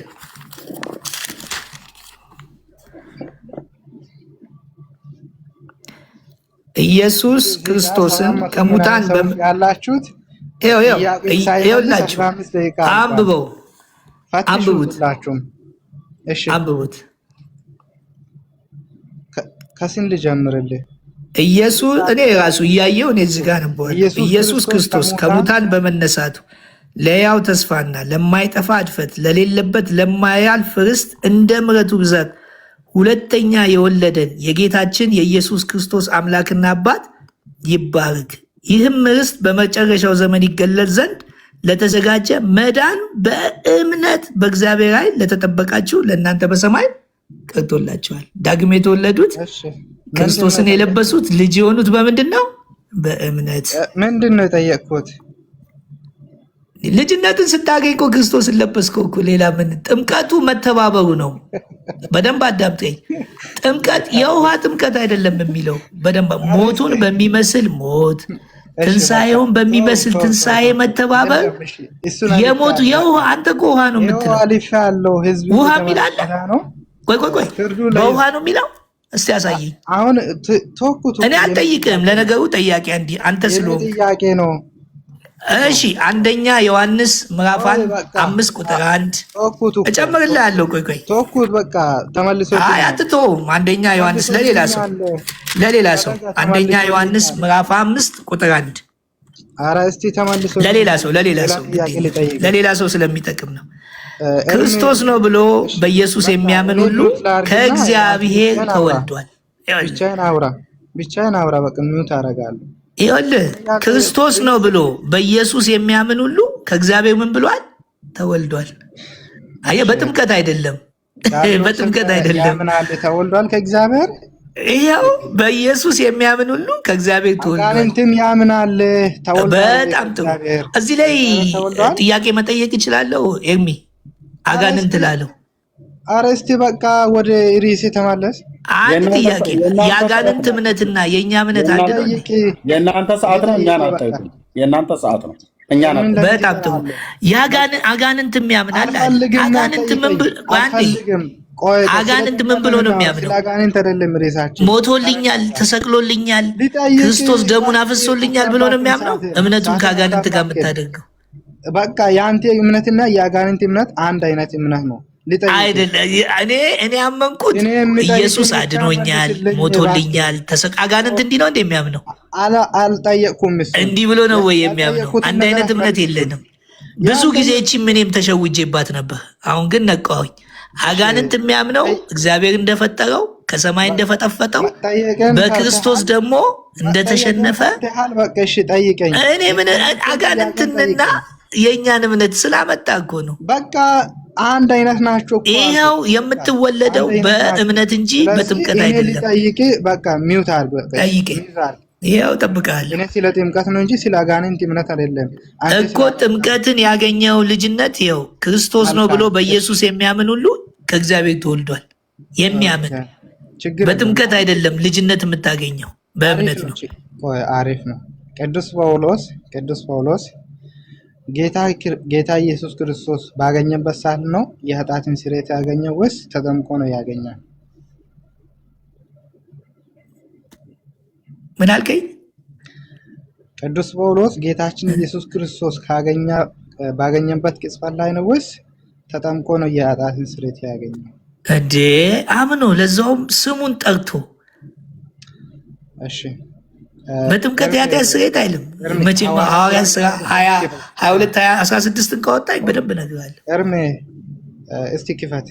ምዕራፍ 9 ከቁጥር 1 ጀምረህ አንብብልኝ። በውሃ ጥምቀት ኃጢአቱ እንደተሰረየ ሊያሳየን ነው። ቆይ በቃ አጫወትክብኝ እኮ ደቂቃን። ዝም ብለህ ነው ጨረስኩ። አንድ ጥያቄ ሳትመልስ። 9 ስንት ነው ያልከው? 9 ከ1 ጀምረን አንብብ። እንዴ እኔን ጠይቀህ አንተን እንዴት ነው የምትለው? ጥያቄህ ምንድን ነው? ምንድን ነው ጥያቄህ? ቆይ ሳታነበው ወይም እንዳታነበው ጥያቄህ ምንድን ነው? ቆይ በእናትህ አንብቤ ልጠይቅህ ነው። ለምንድን ነው አንብበህ የምትጠይቀኝ? ጥያቄውን ጠይቀኝ። ችግር የለውም። ይኸው ልጠይቅህ አይደል እንዴ? ምንድን ነው የምትጠይቀኝ? ጠይቀኝ። እሺ ከቁጥሩ ልጀምርልህ።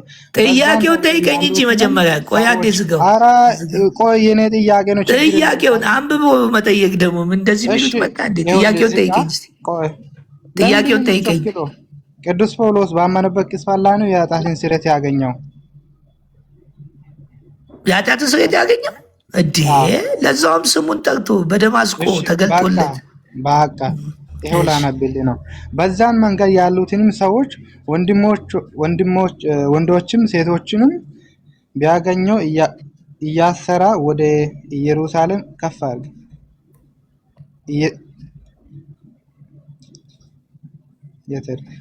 ኢየሩሳሌም ያመጣቸው ዘንድ በደማስቆ ላሉት ምኩራባቸው ደብዳቤ ከእርሱ ለመነ። ሲሄድም ወደ ደማስቆ በቀረበ ጊዜ ድንገት በእርሱ ዙሪያ ከሰማይ ብርሃን አንጸባረቀ። በምድርም ላይ ወድቆ ሳኦል ሳኦል ሆይ ከፍ አድርግ፣ ስለምን ታሳድደኛለህ የሚል ድምፅ ሰማው። ጌታ ሆይ ማን አለ። እሺ ጌታ ሆይ ማን ነው አለ። ከዛስ የት ሄድክ? እሺ እርሱም አለው አንተ የምታሳድደኝ እኔ ኢየሱስ ነኝ። ማን? አንተ የምታሳድደኝ እኔ ኢየሱስ ነኝ። የመውጊያንም ብረት ብትቃወም ለአንተ ይብስብሃል። ከፋል። እሺ እየተንቀጣቀጠና እየተደነቀ ጌታ ሆይ ምን አደርግ ዘንድ ትወዳለህ? አለው። ጌታም አለው ተነስተህ ወደ ከተማ ግባና ታደርጎ ዘንድ የሚያስፈልገን ይነግራል አለ። ጌታ ሆይ ምን ላደርግ ባለበት ሰዓት ላይ ቅዱስ ጳውሎስ አምኗል ወይስ አላመነም?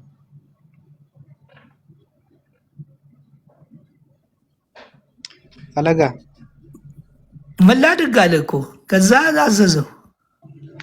አምኗል ወይስ አላመነም? ሳያምን ነው ምን ላድርግ የሚለው እኮ። አምኗል ወይስ አላመነም? እንዴ ጌታ ሆይ ምን ላድርግ አለ እኮ ታዘዘ። በቃ እኮ መልካም እምነት ይሄ አይደል እንዴ? ሌላ ምንድን ነው? ጣቱ ታጥቧል፣ ድኖሃል። እሱንም ይኸውልህ ስምህን እየጠራ እዛ ሂድና ወንጌልን ይሰብኩታል። በደንብ አዳምጠኝ፣ በደንብ አዳምጠኝ። አሁን ወንጌልን የሚሰብኩለት ጋር ላከው። አሁን ወንጌል ሄዶ ሊሰማ ነው። አምኗል አልከኝ፣ በቃ ተስማማን። ድኖሃል እኮ ያመነው ጌታን እኮ ነው። ምን ላድርግ አለው እኮ። ድኖሃል ወይ እንዴ? ምን ላድርግ አለው እኮ። ከዛ ወንጌልን ደግሞ እንዲሰብክ ላከው። ድኖሃል ወይ? አምኖ ድኖሃል ወይ? አምኖ ድኖሃል? መልስልኝ።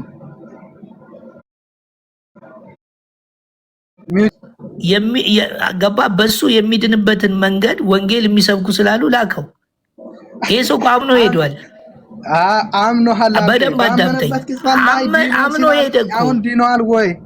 አምኖ ሄደ እንዴ? ማመኑ ይኸውልህ ገና ጀመረ እኮ። በቃ ይኸውልህ ሳይድን ወዴት ነው የሚሄደው? እንዴት ሳይድን? ግራ የተጋባ አመነ እኮ።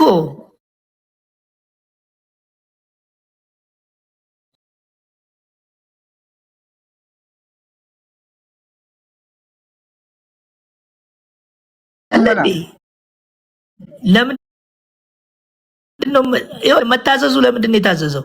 እሺ በቃ ወንድሞቻችን እንግዲህ ከታችን ከላይ ያላችሁት ሁላችሁም ፍርዱ ለእናንተ ነው። አሁን ገና አጠቃላይ ያለ ማጠቃለያ እየተካሄደ ነው። አሁን እንትን አትበል፣ ማጠቃለያ ያለ አሁን ማብራሪያ አትስጥ። ተመልከቱ፣ ኢየሱስ ክርስቶስም ያድናል፣ ጥምቀትም ያድናል፣ የኃጢአት ስርየት ደሙም። አሁን ማጠቃለያ እንስጥበት።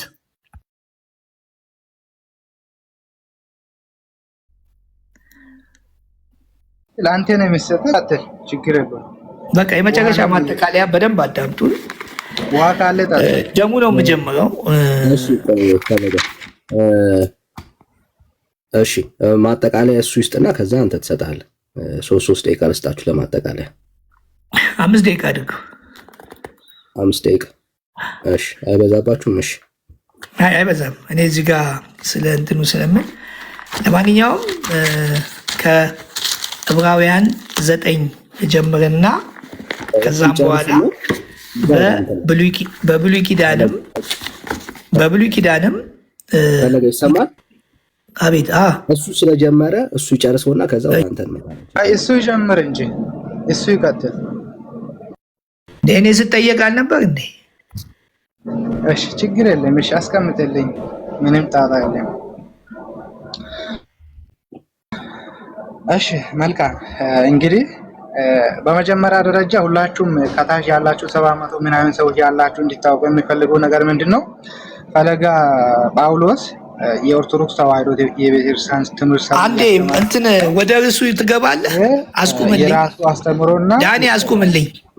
ዳኒ እኔ እንዲህ ማለት ዳኒ አስቁምልኝ።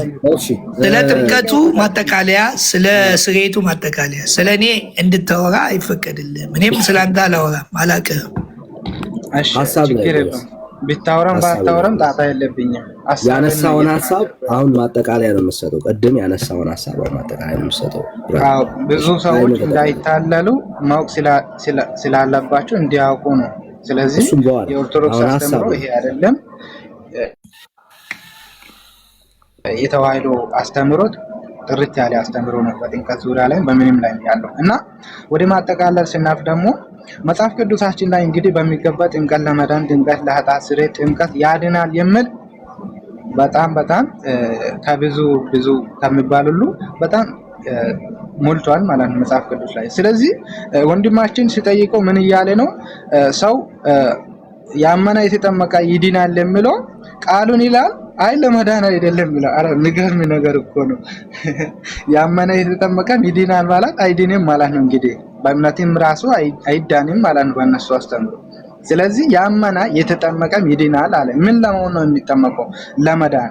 ስለዚህ ያመነ የተጠመቀም ይድናል የሚለውን ትምህርት ገልብጣችሁ አይ በእምነት ብቻ ነው የሚዳነው የሚለውን አስተምሮ ከየት አመጣችሁ? መጽሐፍ ቅዱስ ያመነ የተጠመቀም ይድናል ነው የሚለው። እሺ እሱ እንዲለፈው የጠየቁት ብዙ ጥያቄዎች ነበሩ። ክርስቶስን በእምነት ነው የሚለበሰው የሚለውን ጥያቄ ጠይቄው ነበረ። አንድም ጥቅስ ሊሰጠው አልቻለም። መጽሐፍ ቅዱስ ላይ ብዙ ቦታ ላይ ስለ እምነት ይናገራል፣ ስለ ጥምቀት ይናገራል።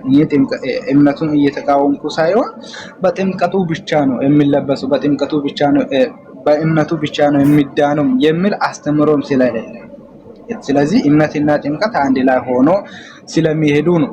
ስለዚህ ወንድማችንን በእምነት ብቻ ክርስቶስን እንደሚለበስ አሳየን ሲለው አንድም ጥቅስ ሊያመጣ አልቻለም። እሺ ከክርስቶስ ጋር አንድ ሲሆኑ ዘንድ የተጠመቃችሁ ሁላችሁ ክርስቶስን ለብሳችኋል አለ። በምን? በጥምቀት የተጠመቀ ነው ምን ለመሆን ነው? ከክርስቶስ ጋር አንድ ለመሆን። ስለዚህ በጥምቀት ካልሆነ በእምነት ብቻ ክርስቶስን ይለበሳል የሚል ከኦሪት ዘፍጥረት እስከ ዮሐንስ ራእይ አንድም ቦታ ላይ በፍጹም የለም። እሺ የቅዱስ ጳውሎስን ትምህርቱን ላምጣ። ምን ሲለው ነበረ? ባመነበት ቅጽበት ላይ ነው ክርስቶስን ሲያምን ነው በቃ የዳነው ብሎ ሲናገር ነበረ። ሲያነብለት ደግሞ ሲጠየቀው ምን አለ? አምኗል አለ። ታዲያ አምኖ እንዴት አልዳነም? የሚያስፈልገው ትምህርት ስላለ ትምህርቱን ለመቀበል ታዞ ሄደ አለ። እንዴ እየታዘዘ አይደለም እንዴ? ካመና ለምንድን ነው ሲያምን ዲኗል ትላላችሁ? ባመነበት ቅጽበት ላይ ዲኗል ትላላችሁ። ታዲያ ቅዱስ ጳውሎስ ለምን አልዳነም በእምነቱ ብቻ? እንዴ አይገርማችሁም? ግን በእምነት ብቻ የሚዳን ከሆነ ቅዱስ ጳውሎስ መዳን አለበት። ጌታ ሆይ ምን ላድርግ? እየተንቀጣቀጠና እየተደነቀ ጌታ ሆይ ምን ላድርግ ብሎ ጠየቀ። ይሄ ማለት መታዘዝ ማመን ማለት ነው። እሺ ሐዋርያት ሥራ ምዕራፍ 2 ከቁጥር 38 ላይ ምን አለ? ይህንን በሰሙ ጊዜ ልባቸው ተነካ። ዮሐንስ ጴጥሮስንና ሌሎች ሽማግሌዎችንም ወንድሞች ሆይ ምን እናድርግ አሉ። እንግዲህ ንስሐ ግቡ፣ ኃጢአታችሁ ይሰረይ ዘንድ ተጠመቁ አላቸው። ኃጢአታችሁ ይሰረይ ዘንድ ተጠመቁ አላቸው። ባይሆን ኖሮ እንደ ፈለገ ጳውሎስና እንደ ሌሎች ትምህርት ኃጢአታችሁ ይሰረይ ዘንድ ንስሐ ግቡ ነው ማለት ያለበት። እነሱ እንደዛ ነው እያነበቡት ያለ። መጽሐፍ ቅዱስ ምንድነው የሚለው? ንስሐ ግቡ፣ ንስሐ ግቡ፣ ተጸጸቱ፣ ንስሐ ግቡ፣ ኃጢአታችሁም ይሰረይላችሁ ዘንድ በኢየሱስ ክርስቶስም ተጠመቁ፣ የመንፈስ ቅዱስ ስጦታንም ትቀበላላችሁ ይላል። ስለዚህ አምኖ ከተጠመቁ በኋላ ነው የመንፈስ ቅዱስ ስጦታንም የሚቀበሉት። በእምነት ብቻ የሚቀበሉት ቢሆን ኖሮ ንስሐ ግቡ የመንፈስ ቅዱስን ስጦታ ትቀበላላችሁ ይል ነበር። ግን ከእምነት የራቀ ከእውነት የራቀ ውሸት ምንም መጽሐፍ ቅዱስ ላይ ያልተጻፈውን ነገር የሚያነቡት በፍጹም ከአጋንንታዊ የሆነ አስተምሮ ነው። ጥምቀትን መቃወም ያዘዘውን ባለቤቱን መቃወም ነው። ያዳነውን ጌታውን መቃወም ነው። ስለዚህ ይሄ ነው። ተባረኩልኝ።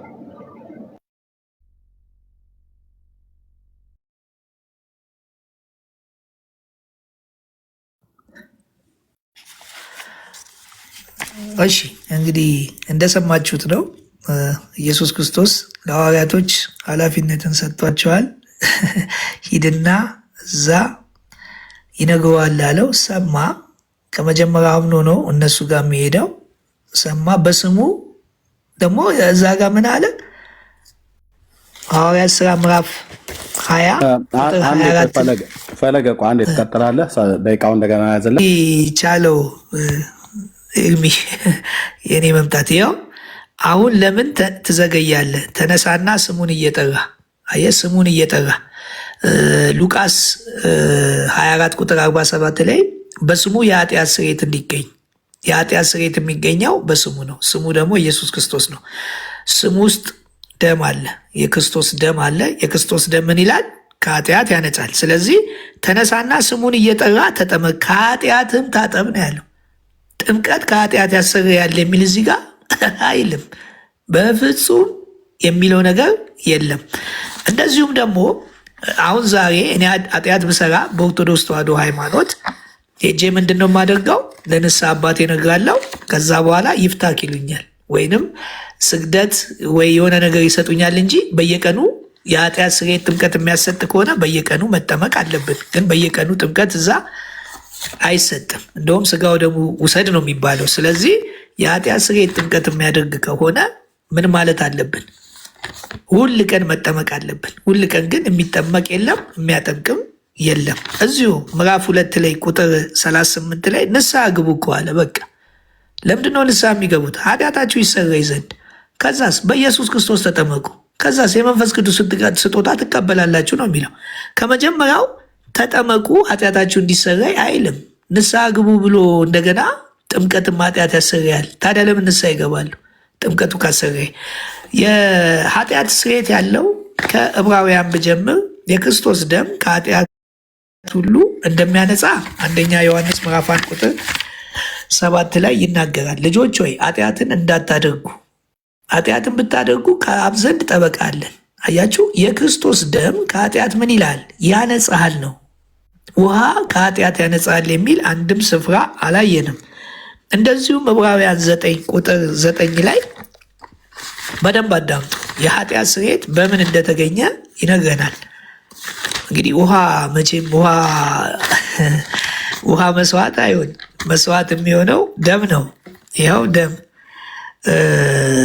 ነገር ግን ክርስቶስ ይመጣ ዛለው መልካም ነገር ሊቀ ካህን ሆኖ በምትበልጠው በምትሻለው በእጆች ባልተሰራች ማለት ለዚህ ፍጥረት ባልሆነች ድንኳን የዘላለም ቤዛነትን አግኝቶ አንድ ጊዜ ፈጽሞ ወደ ቅድስት በገዛ ደሙ ገባ። በምኑ? በገዛ ደሙ ገባ ይላል።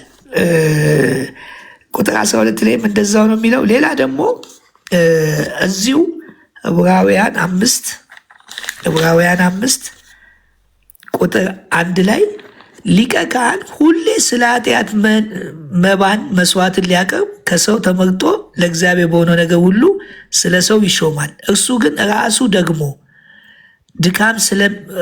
ደግሞ ስለ ሰው ይሾማል። እርሱ ራሱ ደግሞ ድካም ስለሚለብስ ላልተማሩት ሊልና ሊራራላቸው ይችላል።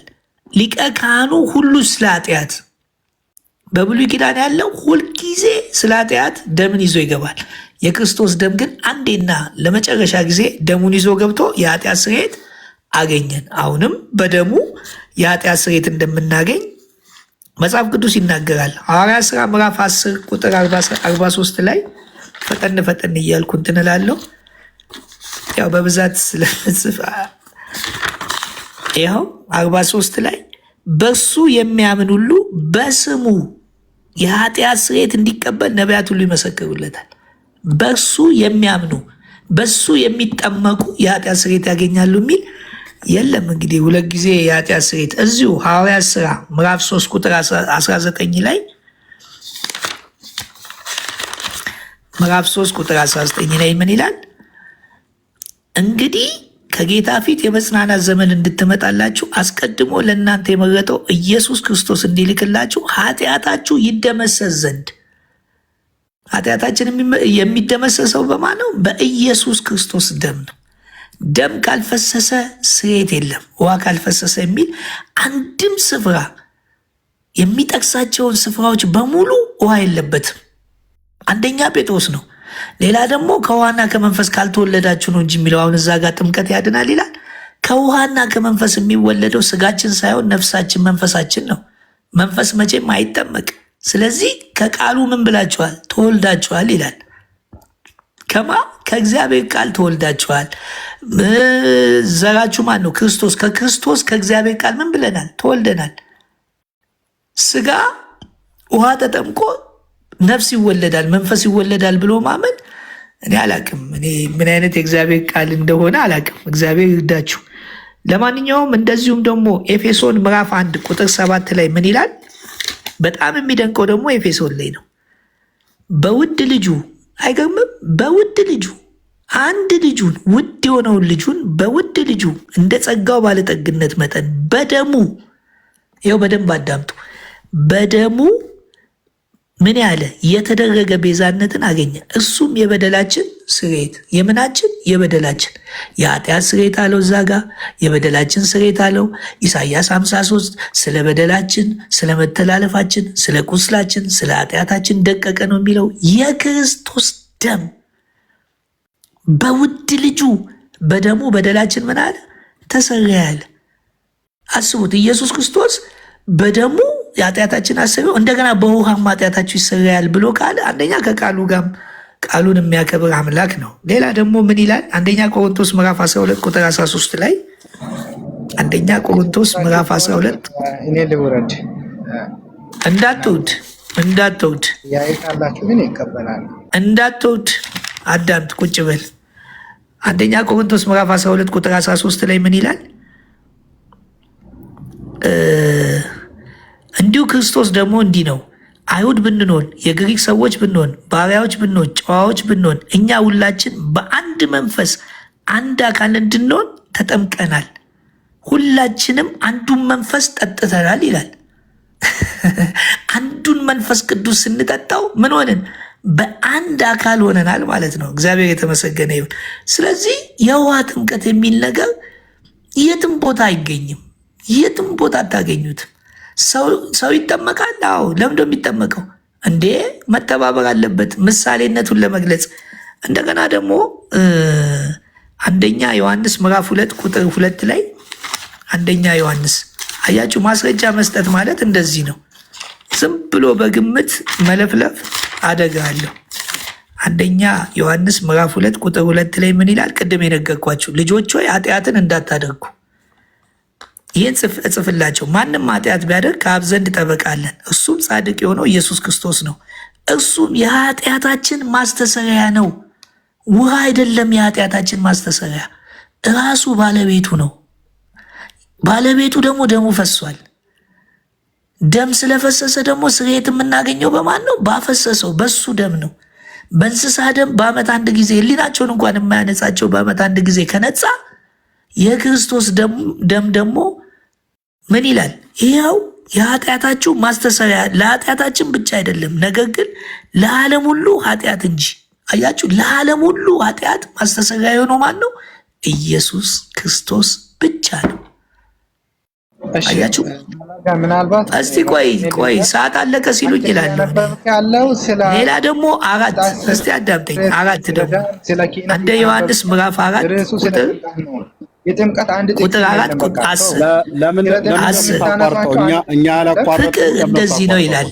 አታቋርጠኝ። ፍቅር እንደዚህ ነው፣ ፍቅርም እንደዚህ ነው፣ እግዚአብሔር እርሱ ራሱ እንደወደደን ስለ ኃጢአታችን ማስተሰሪያ ይሆን ዘንድ ልጁን እንደላከ እንጂ እኛ እግዚአብሔርን እንደወደድ ነው አይደለም። አያችሁ፣ የኃጢአት ማስተሰሪያ እግዚአብሔር ውሃን አይደለም የሰጠን፣ ልጁን ነው የሰጠን። ልጁን ነው። አያችሁ፣ ልጁን። ያው ፍቅር እንደዚህ ነው፣ እግዚአብሔር ራሱ እንደወደደን ስለ ኃጢአታችን ምን ማስተሰሪያ ይሆን ዘንድ ልጁን እንደላከ እንጂ እግዚአብሔርን እኛ እንደወደድ ነው አይደለም ይላል። እንደዚሁ ሮሜ 5:23 ደግሞ እንየው። እቺን ልና ጨርሳለሁ። ሮሜ 5:23 ምን ይላል? ኃጢአት በሞት እንደነገሰ እንዲሁ ደግሞ ጸጋ ከጌታችን ከኢየሱስ ክርስቶስ የተነሳ በጽድቅ ምክንያት ለዘላለም ሕይወት ይነግስ ዘንድ ጸጋ ከመጠን በላይ ምን ብሏል? ይልቅ በለጠ። ኃጢአት ምን ይል ዘንድ? ቆይ ሮሜ 5 ጥቅሱን ተሳስቼ ነው ሮሜ። ስለዚህ እስካሁን የነገርኳችሁን ጥቅስ ስታየጡት የኃጢአት ማስተሰሪያ የበደል ማስተሰሪያ ማን ነው? ኢየሱስ ክርስቶስ ነው። ኢየሱስ ክርስቶስ ደግሞ ምን ሆኖልናል? ደሙ ፈሷል። ደም ከፈሰሰ ደግሞ ስርየት አለ። አሁንም ስርየት ለማግኘት ደም መፍሰስ አለበት እንዳንል ለዘላለም ሊቀ ካህን ሆኖ በገዛ ደሙ ገባ። ስለዚህ የኃጢአት ስርየት የሚገኘው በደሙ ነው። እንጂ እኛ እንደ ሙስሊም እየታጠብን ኃጢአታችን ይታጠባል ካልን እንግዲህ ወደ እስልምና እየሄድን ነው።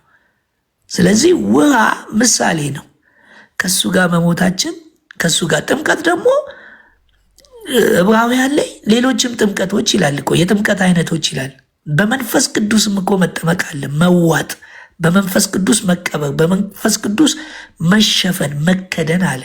አሁን ጥምቀት ሲባል ውሃ ብቻ ትዝ ስለሚለን ነው እንጂ ከውሃው ያለፈ የመንፈስ ቅዱስ ጥምቀት አለ፣ የደሙ ጥምቀት አለ፣ የመከራ ጥምቀት አለ። ራሱ ቤተክርስቲያን 3 አይነት ጥምቀት አለ እንዳለ ትናገራለች። ቤተክርስቲያን ራሱ ይህንን አይናገሩትም። ስለዚህ ጥምቀት ሳይሆን የኃጢአት ስርየት ያገኘነው በደሙ ነው። የዳነውም በክርስቶስ ነው። ወደፊትም የምንድነው በክርስቶስ ነው። እንግዲህ በዚህም ጉዳይ ነገ ከነገ ወዲያ የሚወያይ ደግሞ መዳን በእምነት ብቻና ስራ ምን እንደሆነ ደግሞ ወደፊት እንትንላለን። እግዚአብሔር ይስጥልኝ። አመሰግናለሁ ስለሰማችሁ።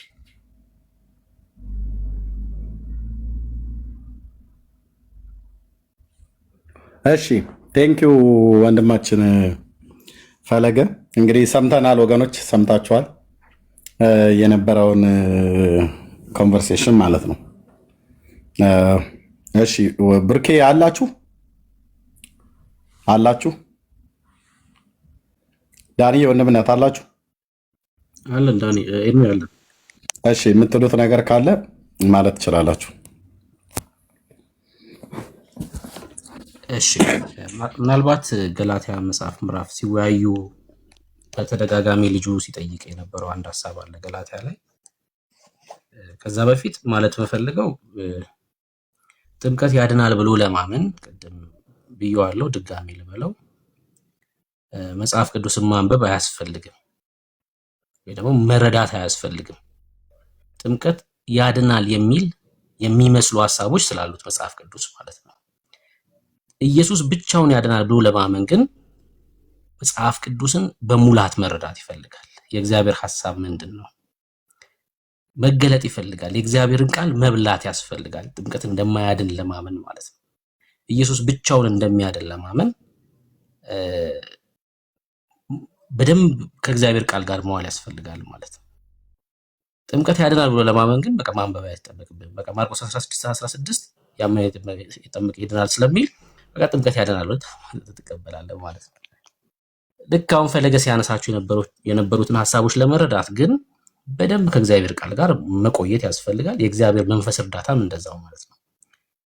ሰው ክርስቶስ ኢየሱስን ሳይለብስ ይድናል ወይ ነው ጥያቄው በተደጋጋሚ የነበረው።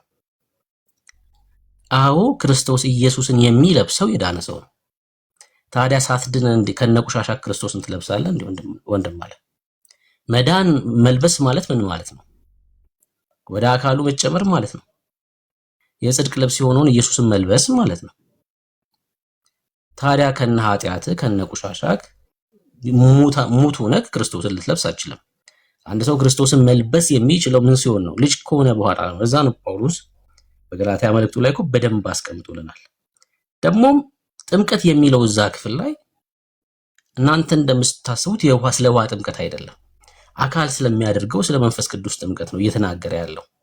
ቆሮንቶስ መልእክቱ ላይ ጳውሎስ የነገረንን አንስቶታል ፈለገብ ማለት ነው። እስኪ ላንብበው። ክፍሉ እምነትንና ስራን ነው እያነጻጸረ ወይ ደግሞ ህግንና እምነትን ነው እያነጻጸረ የሚመጣው። ቁጥር 22 ነገር ግን በኢየሱስ ክርስቶስ ከማመን የሆነውን የተስፋ ቃል ለሚያምኑ ይሰጥ ዘንድ መጽሐፍ ከኃጢአት በታች ሁሉን ዘግቶታል። እንግዲህ ህግ የእግዚአብሔርን የተስፋ ቃል የሚቃወም ነውን ይላል። ንጽጽሩ ተመልከቱ። ጥምቀት አይደለም የክፍሉ ሐሳብ ራሱ ጥምቀትን ማንሳት አይደለም። ጳውሎስ ህግንና እምነትን እያነጻጸረ ያለው አይደለም። ሕያው ሊያደርግ የሚቻለው ህግ ተሰጥቶ ቢሆንስ እሺ በእውነት ጽድቅ ከህግ በሆነ ነበረ። ምን ሊያደርግ የሚቻለው? ሕያው ሊያደርግ የሚቻል ህግ ተሰጥቶ ቢሆን ግን ሰው በህግ በኩል የዘላለም ህይወት ሊያገኝ ስለማይችል በባህርነት ውስጥ እንዲኖር ስለሚያደርገው ህግ ስለሚፈርድ ማለት ነው።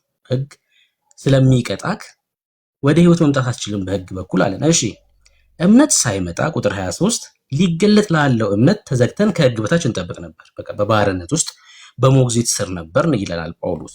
ከሕግ በታች ነበርን። እሺ እንግዲህ በእምነት እንጸድቅ ዘንድ በምን እንድንጸድቅ? በእምነት ውስጥ በመነከር አይደለም የሚለው። በእምነት እንጸድቅ ዘንድ ወደ ክርስቶስ የሚያመጣ ሞግዚታችን ሆኗል። ሞግዚት የነበረው ምንድነው? ሕግ ነው። ንጽጽሩ ጸጋንና ሕግን ነው። በቃ የዚህ ክፍል ዋነኛ ዓላማ ንጽጽሩ ጸጋንና ሕግን ነው። ሕግ ምን ነበር? ሞግዚት ነበር። ወደ ማን የሚያመጣ? በእምነት እንጸድቅ ዘንድ ወደ ክርስቶስ የሚያመጣ ሞግዚት ነበር። እምነት ግን መጥቷል። ኦኬ አሁን እምነት መጣ። ክርስቶስ ኢየሱስ ስለ ኃጢአታችን መስቀል ላይ ሞተ ማለት ነው። እዚህ እምነት ግን መጥቷልና ከእንግዲህ ወዲህ ከሞግዚት በታች አይደለንም፣ ከሕግ በታች አይደለንም። ለምን? እምነት ስለመጣ። ለዛ ነው ቁጥር 26 ላይ ሲዘጋው ሐሳቡን በእምነት በኩል ሁላችሁ በክርስቶስ ኢየሱስ የእግዚአብሔር ልጆች ናችሁና። እምነት ስለመጣ ምን ሆነ? ከሕግ በታች በሞግዚት ስር አይደለንም። በእምነት በኩል ምን ሆንን? ጸደቅን፣ የእግዚአብሔር ልጆች ሆንን። የእግዚአብሔር ልጆች የሆኑ ሰዎች ደግሞ ምን ይሆናሉ? ክርስቶስን ይለብሳሉ።